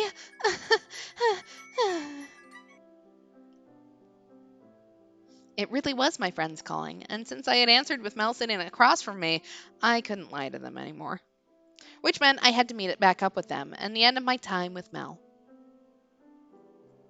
Yeah, I mean, when the reason is that they look alike is because they're siblings is bad for the gene pool. I don't know if they're not siblings, at least not like direct siblings. If there's, generations between them, I don't know how far you have to go before it stops being bad for your gene pool or if it's always bad for your gene pool. Maybe that's what everyone's problem is.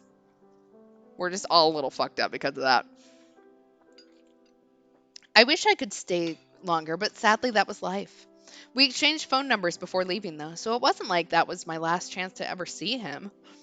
I was looking forward to going back to England much more now, which was especially funny considering when we landed here, me and all my friends were clamoring about how we wished we could live in Paris. But now my beloved London was where I wanted to be the most. Apparently, it's around third cousins when it isn't incest anymore. That feels like an arbitrary line. I'm sure that it isn't, but that just feels so arbitrary. Like someone just decided that. Oh, yeah, and I also got the waitress's number too before I left. And she told me with a big smile on her face that I could call her at any time whenever I visited France. I was thinking maybe I would ask her for the answer to the biggest mystery of my trip so far. How that cafe was still in business when no one visited it. Jokes aside, I would probably try to get in touch with her sometime. She was a very friendly woman, not afraid to speak her mind, and I thought we would get along wonderfully. Oh my god, are we going to have girly sleepover again? Like, we need Nellie and Maria and Pauline, and Giselle has to be there this time. And Michael can still come too. But we need the girl bonding. That was great last time. But more importantly, she was too old to go after my Mel.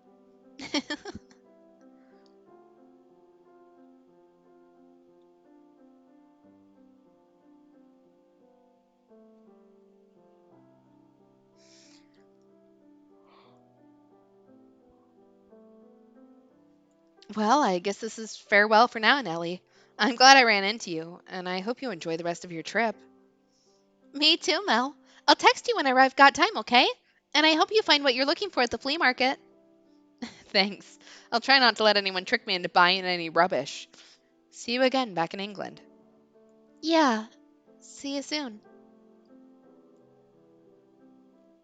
I feel like I've been in a dream for the past few hours. It's just also unreal, also amazingly incredible.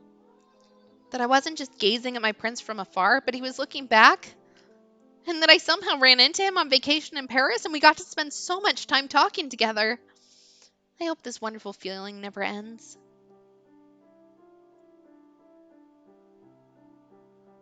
I managed to meet back up with my friends, but my head was stuck in the clouds the rest of the day. We went to a lovely cafe together, and we got chocolate from a chocolatier together, and we did everything I wanted to do in Paris. But all the pretty sights and fancy shops melted away for that one quiet cafe burned into my memory. And his smile and profile as he gazed out the window.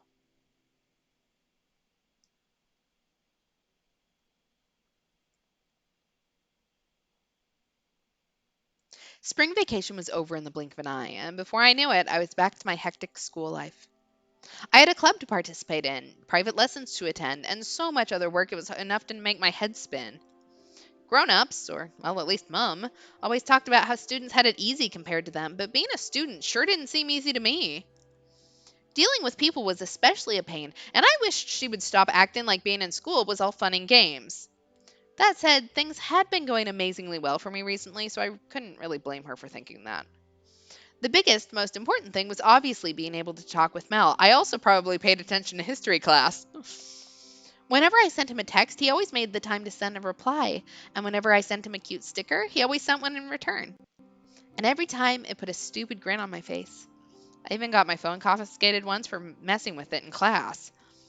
We hadn't gone anywhere together yet like we said we would in Paris, but we'd been talking about it and making plans for a while now. And when we saw each other on the way home from school, he always waved. Things were going quite well, if I did say so myself. We were practically literally going out by now. Girl, you haven't been out with him. When the other girls in my class saw us, they would squee about how jealous they were that I was actually getting close to my prince. I said the word squee, and I swear to God, I thought I was like 10 years in the past. I haven't had to say that word in years. Okay, fourth cousins are about as unrelated to you as any random person in your region. Good to know. So, I mean, there's a degree of separation, but it's actually less separation than I thought. Genetics are odd. Cool, but odd. And who could blame them? Mel was a wonderful boy. But he was my wonderful boy. I wouldn't let them have him no matter what. So anyway, things between me and Mel were going a lot smoother than I could have ever dreamed for. But today, he wasn't responding to my texts. Normally, he sent something back pretty quickly. Had something happened? Had I said something that upset him? Or was he getting tired of all my messages? I couldn't focus on anything else. I kept looking at my phone every few minutes. I didn't see him on the way back from school, so I was a nervous wreck the entire way home. Interesting. So the genetic constant. I am not going to be able to say that. The genetic stuff in your blood between second cousins is 3.125% DNA shared, so anything lower than that is okay. I mean, it's still not great before anyone is watching this out of context. Don't go sleeping with your second cousins or third cousins, or, if you know that you're related. But, I mean, they've had enough time between 1603. Like, if they don't have anyone else, they would definitely be, like, fourth cousins by now. If I can do my math. I can't do my math, but, close at least, maybe.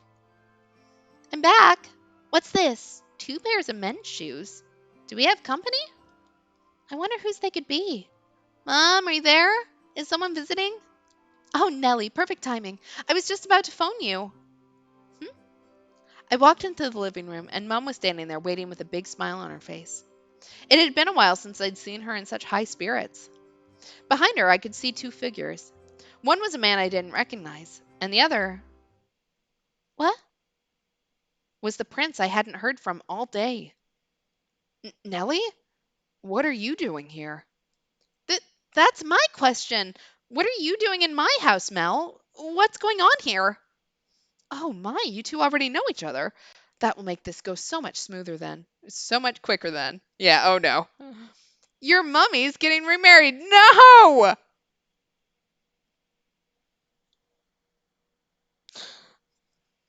Nellie, I'm so sorry. I actually thought you might be in the clear. But your mom just, like, swerved hard right. I think this one you can actually blame your mother for ruining your life. I'll co-sign on that one. What? What? Are you crazy? You can't just do that. Now, Nellie, it's not very ladylike to shout. I'm sorry we couldn't talk about this sooner, but you can't say I didn't try. I've been trying to get you to sit down and talk with me, but you can never be bothered. But can't just get remarried without talking to me. I'm sorry we startled you, Nellie. You're right. We should have talked to you before it progressed to this point, and I understand why you're upset. Is the father her father or the person her mom's getting married to? Because calling him father already is a little fucked up. It's a pleasure to meet you for the first time in many years. I'm here to discuss the matter with you and your mother, Nellie, so don't worry. We won't decide on anything without you. For the first time in many years? Had I met him before? Well, this is unexpected. Dad told me I had a sister, but I never would have guessed it was you. Okay, never mind. You don't get to. Your mom. You still probably get to be mad at your mom for ruining your life, but I apologize. You never had a chance. But I'm really relieved it turned out to be you and not some girl I'd never met before. Yeah, there are definitely light novels where this premise wouldn't stop them, so. What? Hold on. Why are you just going along with this, Mel? If Mom's getting remarried, that means everyone in this room is going to be family, doesn't it? Which will make us brother and sister, Mel. Are you unhappy with me and my sister? I I never said that. Just hold on a second, Nellie. Use your brain. Even if Mum marries this man, it only makes Mel my stepbrother, so Technically, there's no problem. I'm gonna give her this one. She is correct as long as there's no. No, I'm pretty sure somewhere they're still related. So I'm sorry, Nellie. I'm just gonna watch your dream shatter. Yeah, omae wa mou kazoku da. Um, I've seen it on TV before. A boy and a girl's parents get married, they start living together and get close and eventually get married. Think about it. We'll be living together. This is actually perfect. I'll have way more chances now to woo him with how adorable I am. You're a genius, Nellie. I am sorry we went and did this without involving you, but you are always telling me how much you wish you weren't an only child. wait, did you guys actually get remarried already? Now our family's going back to the way it was always supposed to be, and I hope you'll be able to see it that way too. Hold on a second. What do you mean the way it was always supposed to be? I was afraid that wouldn't get the point across. You see, Nellie, this isn't like most people's second marriages. Your mother and I, we divorced 14 years ago. Okay, wait a second.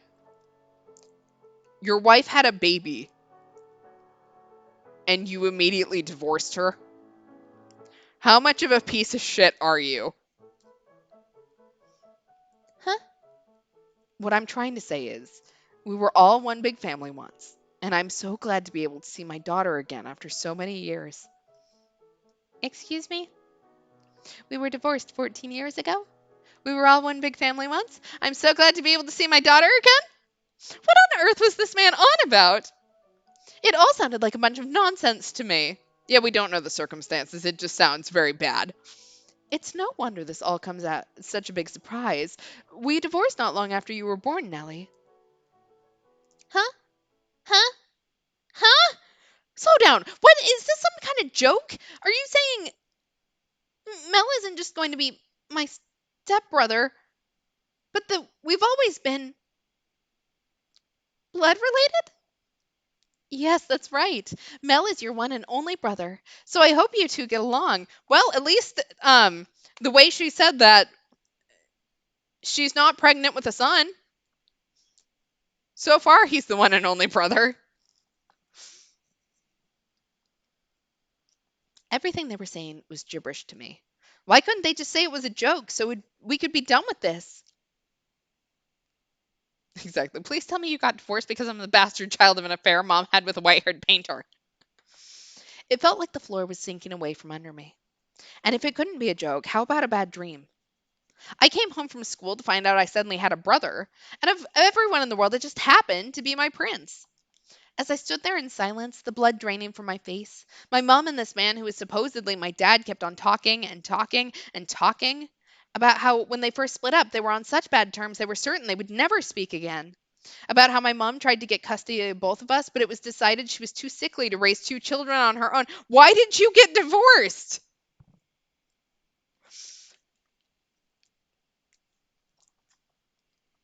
about how they bought this house together when they first married. That must have been why it had always felt so spacious. The living room was too big for a single mother and her daughter, and the master bedroom was even worse. And then there was the other bedroom that nobody used at all. But whenever I asked her about it, Mum got real moody, so I avoided the subject. It wasn't like it caused any problems for us, after all. But This was not the answer I was expecting. I love how she apparently doesn't understand the concept of a guest bedroom. I was going to tell you everything when you turned 15, but it turns out so much time apart cleared the air between your father and I entirely. We started seeing each other again recently, and it was like all our problems had just vanished. We were chatting away like best friends before I even knew it. You probably still want to get marriage counseling before you get married. Before long, we started talking about giving things another try. What do you think, Nellie? Would you be okay with us living here with you? I know we were apart for a very, very long time, but I still believe the best thing for a family is for them to be together. Stop it. You can't just decide everything. This is my life, too. Quit smiling like you think you're doing what's best for me. I hate you. I hate this. I hate everything. Every new word they said felt like it ripped another hole in my heart. Were they monsters? Did they not realize they were ruining everything? Taking away everything that made me happy? Well, what do I think? I I think I wanted to say I think it's the worst idea in the world, but I bit my tongue. Yes, I was still shaken by all this new information. And yes, I was still angry about them doing this behind my back. But that was all irrelevant in the face of the fact that Mel was my actual blood related big brother. Even if I opposed their marriage and stopped them from moving in, it wouldn't change anything. There was nothing I could do to fix it. Are we absolutely 100% really blood related siblings? There couldn't be some kind of mix up, could there? I can promise you that. You are, without a doubt, very much brother and sister. Could there be any question when you look so much alike? Nellie, so, You seem pretty unhappy about being my sister. we got on so well, I thought you would be thrilled. I know I was. You were? Absolutely. I really enjoy spending time with you, Nellie, and finding out you're my sister makes a lot of pieces fall into place. Remember when I said there was something that caught my eye the first time I spotted you? Well, it's because that wasn't the first time. Obviously, I barely remember anything from when I was 3, and obviously, you look very different than you did as a baby. But I think somewhere deep down, I remembered that I had a sister. Which is why I'm so pleased to finally be able to see you again. Oh, I'm sorry. I know this is all really sudden, so I understand if you're opposed to us all living together. No, no, I'm not. I'm elated to be able to live with you, Mel. I'm so glad to hear it. That part wasn't a lie. Of course I wanted to be around him. Of course I wanted to spend as much time as I could with him. But still I couldn't bring myself to be excited about it. Because we were going to be together as family, as a brother and sister. Nothing more. Had Mel only been so gentlemanly in France because some part of him realized I was his sister? Did he not see me as a girl at all? Was all that progress I was so excited about just a figment of my imagination? Yeah, there we go. I even ran a DNA test specifically to confirm that you and Mel are blood related. It is a legally recognized fact in the court of law. Afterwards, I just spaced out. Everyone was talking about how excited they were for all the fun things we would do together, but it felt like they were actors on stage and I was in the audience at the very back. They tried to cheer me up, tried to say I could tell them anything. But no, I couldn't. I could never tell them what was really troubling me. Besides, they seemed to be enjoying themselves just fine without me. I couldn't barge in on that and say, no, I don't want us to be family. I could read the room well enough to realize that. Mom was always telling me I was spoiled and self centered. But the truth was, I held myself back plenty. We had supper together that night, and then Mel and his dad went back to their house. Mom tried to get them to stay the night, but his dad turned her down, saying I probably need time to process everything. Yeah, Of all the ways you could drop this on a 14-year-old, this is probably one of the shittiest ways I could think of. Like, there was so much there that probably should have been dropped in little hints. Little little pieces of information. Like when they first started dating, hey, did you know that I was married once and you have a brother? And he was right. I was on the verge of breaking down already. If Mel was to stay the night, I probably would have snapped. Maybe his dad could see that the smile I was putting on was fake. And then when they were gone, Mom started acting really let down. And seeing her like that, I almost blew up at her. Whose fault did she think this was anyway? Why was she acting like I was the one being unreasonable? Maybe she should look in a mirror. But I bit my tongue before I started lashing out at her. It was easy to get upset at her, and as far as I'm concerned, I had every right to be. But the problem was yelling at her wouldn't solve anything. I could yell and shout and scream until my throat went raw, but it wouldn't do anything to soothe my aching heart. I could run away in a fit of rage and it still wouldn't change a thing. It would be anger for its own sake, and it would wear me thin. There was no solution. My only choice was to face reality.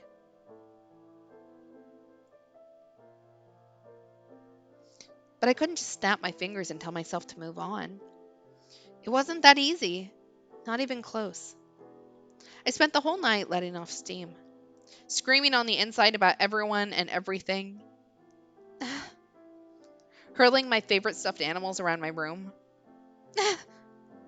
pounding my fists into my pillows until they were flat. Anything to vent even a little bit of frustration, until I passed out from exhaustion.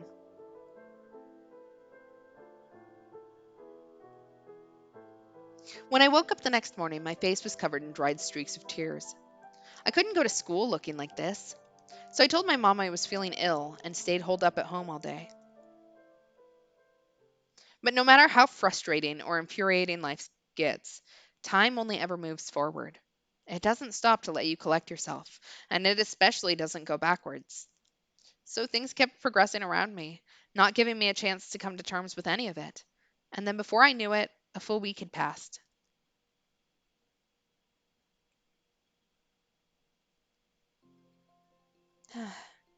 Deep breaths. Take a deep breath, Nellie. Act normal. Act like everything's okay. You're family now. You're his sister, Nellie. His sister. If only it were that easy. I wouldn't have to keep telling myself. Why did it have to be like this? I've watched him through the classroom window every day, and now. I had been blue all week long. 7 chaotic days was all it took for my mom and Mel's dad to finalize their remarriage. I didn't raise any objections, so everything rushed along unhindered. They filed all the paperwork, and now we were officially a family, though it didn't feel like it one bit. Officially a family again, I guess. It was decided that we would all be living together in my mom's house moving forward. And now I was standing outside waiting for Mel to arrive. Obviously, I was nervous about suddenly having two new people living in the house. But we had spare rooms, and it was Mel's dad who owned the house, so I had no place to complain. Supposedly, the reason my mom got the house instead of him was because I had just been born, and he wanted to make sure I could be raised comfortably. Mel's dad said he tried again and again over the years to convince Mom to let him see me, but every time she sent him away. Because of that, a week ago was the first time I'd ever met Mel's dad, so I was having trouble bringing myself to call him my dad, even if we were blood related. I felt kind of bad about it too, because he did seem really happy to see me, so I decided I would at least try to do it when I was talking to him. Plus, how Mom was treating him seemed really unfair, completely cutting him out of our lives, then bringing him back again out of the blue. The way he bent over backwards to do whatever we needed sure made it seem like he was trying to make up for something, so maybe he was at fault for the divorce. But that didn't mean Mom was innocent. Anyway, I didn't know what had happened back then, and I wasn't interested in finding out either. I was socially adept enough to know that you shouldn't try to dig up dirt on people right as they were celebrating having put it in the past. I wasn't that stupid.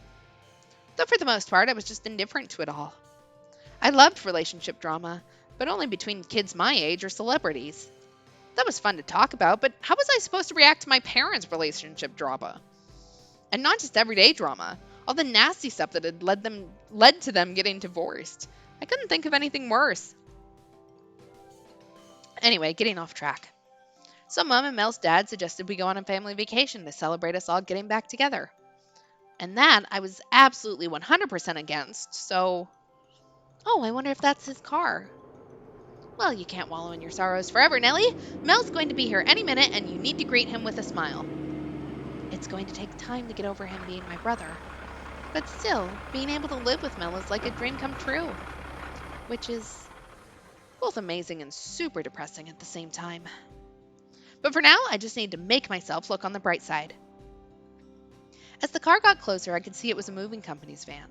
It parked in front of our house, and the passenger door swung open. Oh, Nellie? You waited outside for me. You didn't have to. I would have rung the doorbell. Come on, you could try acting a little more excited that I've been out here eagerly awaiting your arrival. Sorry. Thank you. I appreciate it. If we were closer, maybe I could have pounced on him, given him a big hug, and said, "Oh, what took you so long, dearest Mel?" Wait, huh? Where did the dearest come from? Maybe it's because I've thought of him as my prince for so long? Oh well, it doesn't matter. I'll help you bring in your boxes. You get all the heavy stuff, though. Thanks. The movers are going to bring everything to my room, so if you could unpack stuff with me, that would be a huge help. All right. I'm an unpacking pro. I'd never moved in my life, so it was kind of mesmerizing watching the moving men carry all of Mel's boxes in. It sure didn't seem like he had all that much stuff, though. Was it normal to only need a handful of boxes when moving? Was Mel just super good at packing?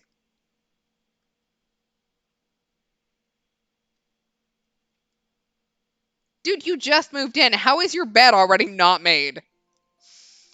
That should do it for now, I think. Thanks, Nellie. You were a huge help. Oh, no problem. It was barely any work at all. Is this really all your stuff? It feels like there should be more. Yep. I don't buy much unless I need it. But it means less to pack and unpack, so it works out all right. So that really was everything, huh? It's like he only has what he needs to get by. A few versatile outfits, his school books. It's not quite what I expected. Maybe he just likes to keep things simple. Do you have any, hobbies or favorite pastimes or anything, Mel? Hmm, I guess I can't really say I do. I enjoy reading, but I wouldn't say I'm really into it. It does look like a very nice room. I will say it's really wild to have the unmade bed and then the chandelier above it. It feels odd. That's a surprise. The boys at school are all obsessed with something, sports or games or whatever. You're really easygoing, huh, Mel? It's not that I'm really easygoing. It's more that well, never mind. What about you, Nellie? Me? Oh, I love music. I sing a lot to myself, and I like going to see my favorite artists live. Oh, and I'm interested in opera, too. Wow, opera?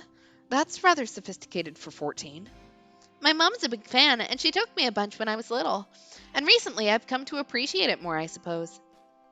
Oh, wow. That's impressive. Am I imagining it, or does he not sound very impressed? He stopped himself from saying something earlier, too. Oh, so, what do you want to do today? Right, I almost forgot. Mel had moved in without his father today because he and Mum were on a vacation together. It was originally planned to be a family trip, as I mentioned earlier, but I was having trouble enough coming to terms with things as it is. So I said I didn't want to go, and when I wouldn't budge, they decided that they would just cancel the trip instead. Which also made me feel bad because there I was again, going around and ruining their plans because I was a self-centered brat, at which point Mel threw me a lifeline. I know. You too can go by yourself. I'm sure you have plenty to catch up on. Think of it as a second honeymoon. I was just in Paris myself, and I'm behind on my homework because of that, so I'm not really feeling a second trip so soon either. But you already planned it and took off work and everything, so there's no point in letting it go to waste. You should go, even if it's just the two of you. This way, no one has to worry about stepping on each other's toes. Thank you so much for talking Mom and Dad out of bringing us. They've got their heads so far up in the clouds they're not even considering how anyone else might feel. Your mom was getting a bit overly excited about the trip, yeah.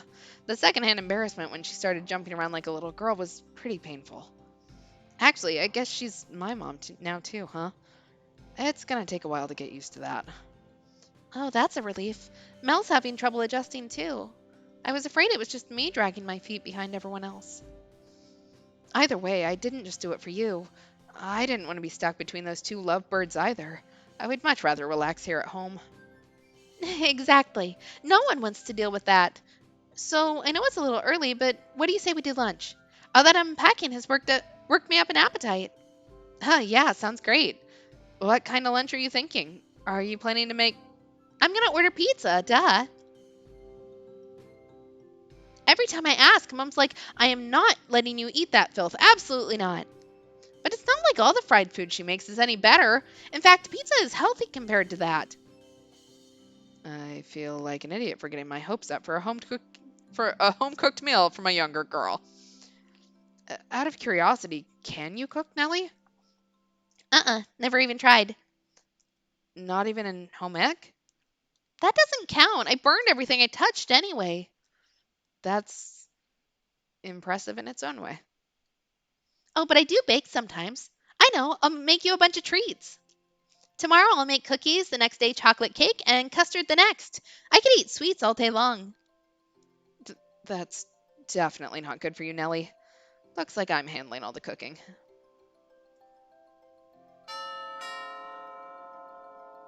Oh, it's already here. Pizza delivery's super fast, huh? I'll get it. Let's see, the money was in this drawer, right? Can you set the table, Nellie? I'm on it. La la la. I think I'll put out the nice tablecloth for when we have guests. Wow, this is amazing. I've never seen a pizza this big before. And it even came with soda. It's like I'm in an American TV show. It's nothing that dramatic. But I will say, Nellie, I assumed you were more of an elegant afternoon tea type of girl. I love my tea time too, but it gets tiring being all prim and proper all the time, you know? And with Mom not around, I can laze about all I want. I'm hoping Pauline is in France and not in London, but like sprawling out on the sofa, munching on potato chips and binge watching TV? Yeah, that's what I want to do. I'm making today a TV day. No homework, no chores, nothing but TV. Oh, Nellie, let's not go too overboard. Though it is always nice to have a day to just kick back and relax. Yeah, exactly. No boring stuff allowed on your first day here. And this is going to be so much fun. I'm glad you're enjoying yourself, Nellie, but you should eat. We ordered fresh hot pizza, and it's going to get cold. Oh, right. Let's dig in then. You're not supposed to scarf down the whole slice in one go. We continued chatting about whatever came to mind over the freshly delivered pizza. An endless stream of laughter made even the run-of-the-mill pizza taste better than a proper home-cooked meal. Better than a meal at a high-class restaurant, even. My phone buzzed. It seemed like Mom and Mel's dad were having lunch now, too. She wanted to know if we were eating properly, if anything had happened, if we were doing all right. She said she felt bad about leaving us behind. Could she be any more melodramatic? I was 14. I could handle not having my mom around for a few days. Gosh, what a worrywart. I really wanted to reply saying, we're having lunch now and it's much more fun than your dumb vacation would have been, but I decided Mom probably wouldn't take it very well. So I went with a simple, doing perfectly fine, enjoy your trip. As much as I had mixed feelings about what Mom had done, I certainly didn't wish ill on her or her vacation. Not to mention, I could probably push for her to bring me back some real nice souvenirs. Anyway, I wouldn't have had nearly a good a time staying home if Mel wasn't here with me. Just being with him felt like it could make anything fun. I was anxious about being alone with him at first, but now I was just giddy about all the possibilities. We could watch TV together. We could try our hands at cooking together. Maybe I could even have him help me with my homework. Mom and Mel's dad were planning to be gone for a week, but as far as I was concerned, they could stay away for a whole month. Then again, it wasn't like Mel would be leaving. We would have plenty of time to spend together even after this. And maybe after enough time, my love would turn into proper familial love. No maybes. I had to make it change. I enjoyed being with him so much I was sure I'd be able to make it work. I had nothing to worry about. Yeah, everything was going to be just fine. Oh, Nellie, I'll take care of your glass for you. Huh? His finger brushed against mine. What were you just saying, Nellie? That it would be easy to get over him? Well, you couldn't be more wrong. Just as I said we would, we spent the day lazing about watching TV. For supper, we had leftover pizza. Before I knew it, the sun had set and it was almost time for bed. As lazy as I had been, though, I wasn't about to skip my shower. Mel offered to let me go first, which I did appreciate, but I also wished he would put himself first sometimes. He was family now, after all. So I made him take the first shower, and now. Crap. Now that I think about it, he's in the shower, which means he's. Oh, no, Nellie, stop right there. Get your mind out of the gutter. But wait, once he gets more comfortable living here, what if he loosens up and starts walking around without a shirt or something? You see it on TV all the time. A girl's brother wandering around half naked, her yelling at him to put on some clothes already. Surely he won't go that far on our first night together. But a pair of loose pajamas are still a very real possibility. Hey, Nellie, I'm out of the shower if you want to use it. Uh, uh, okay. Yeah, I will. What kind of pajamas is he wearing? Oh my god, the caterwallop. Hmm? What's the matter? What? That is hideous. Is that the same shirt you wore to bed when you were 5? Aw, you don't like it? It's from that cartoon I told you about, Caterwallop. I think it's really cute. Your regular clothes look really nice, so how come your pajamas look like something you fished out of a thrift store's dumpster? They're pajamas. They just need to be comfortable. You're acting like I'm wearing a barrel and suspenders. Yeah, I know, you're right. Just never wear that shirt in public. Unless you're trying to kill my prince. That's a bit traumatic. What do you mean, kill your prince? Don't worry about it. I'm gonna go take that shower now. Oh, look at her pajamas. They're so cute, but also absolutely not something a 14-year-old wears to bed. I wasn't thinking and changed into my usual nightgown, but now I'm starting to wonder if maybe it's a bit too risque. No, that's not. There weren't any boys here before, and I wanted to feel a little more grown up, which is why I went for this one, but Oh no.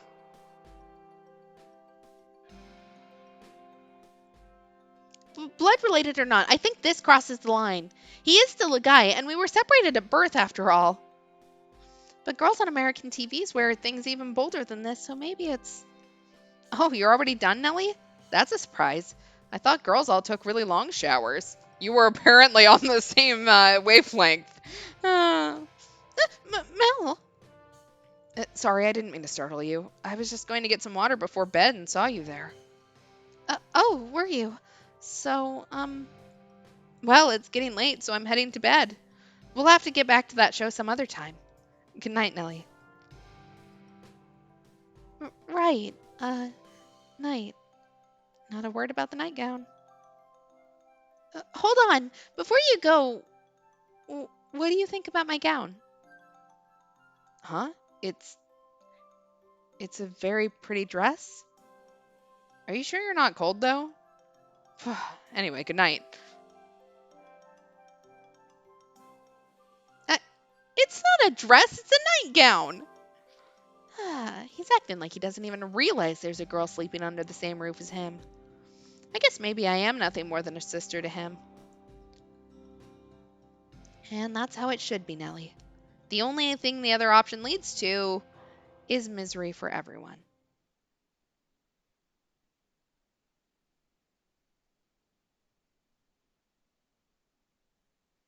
It's certainly a much nicer room than I used to have. But is it really worth it? Although it's not like I'll have to put up with plain family for long. I graduate in a year and then I'm out of here. Yeah, in fairness to Nellie in this life, the Western Mark effect didn't have the chance to kick in for her. I mean, she's getting over a crush. Like, teenagers have crushes on just about anything that moves. So, her brother just happens to be the thing she had a crush on. And now she's having to get over it like a breakup, even though they weren't together, and she's a 14-year-old. What I didn't anticipate, though, was Nellie fawning over me this much. Of course, she only likes the males she can see on the surface. Can't wait to see what that means. Oh. Oh, he can remember. So I think I was right. Maybe it's only the people that were locked in the mansion who can still remember. Tell me something, Mel. Who's the girl you cared most about? I presume you've been here long enough that you remember the era of roses. Do you remember what you said to your dear sister? You called her disgusting. You pushed her away. You were a terrible brother and person. I can't stop laughing when someone like you starts going on about how much you care, how important this or that person is to you. Empty, superficial, meaningless words. I love it.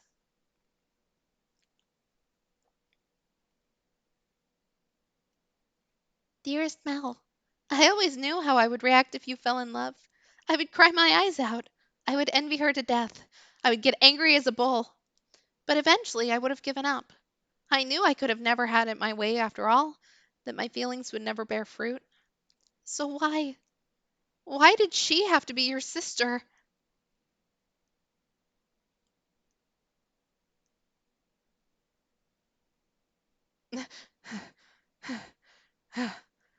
What was that dream? It felt so strangely real. There was a girl going on and on about how much she despised me, and another one crying like she was in pain. I don't know anything about either of them, but for whatever reason, even that ignorance feels irredeemable. And the second girl, she sounded like Nellie. It was just a dream. Don't think too hard about it. We've been apart our whole lives anyway, and she definitely doesn't call me dearest. Or maybe the dream's my mind telling me I care for her more than I realize. I do enjoy spending time with her, and I'm glad to have her as my sister, but anyway, it's just a dream. Back to sleep. But there is something oddly sentimental about sleepless nights like this. Yeah, Morgana, you promised you'd stop fucking with them. Um, all right, we're gonna end here for tonight, because we're over time by quite a bit. All right. Next stream is Sunday, 10 o'clock Eastern, 7 o'clock Pacific. Trying to think if I have any announcements, but I do not believe so. Nope, I got nothing. Below is a link to our YouTube channel. You can go watch any of our previous stuff. So if you need to catch up on any of the previous games, you can go catch up on them there. That's all I got. Thanks for hanging out. Have a good night and see you on Sunday. Bye, all.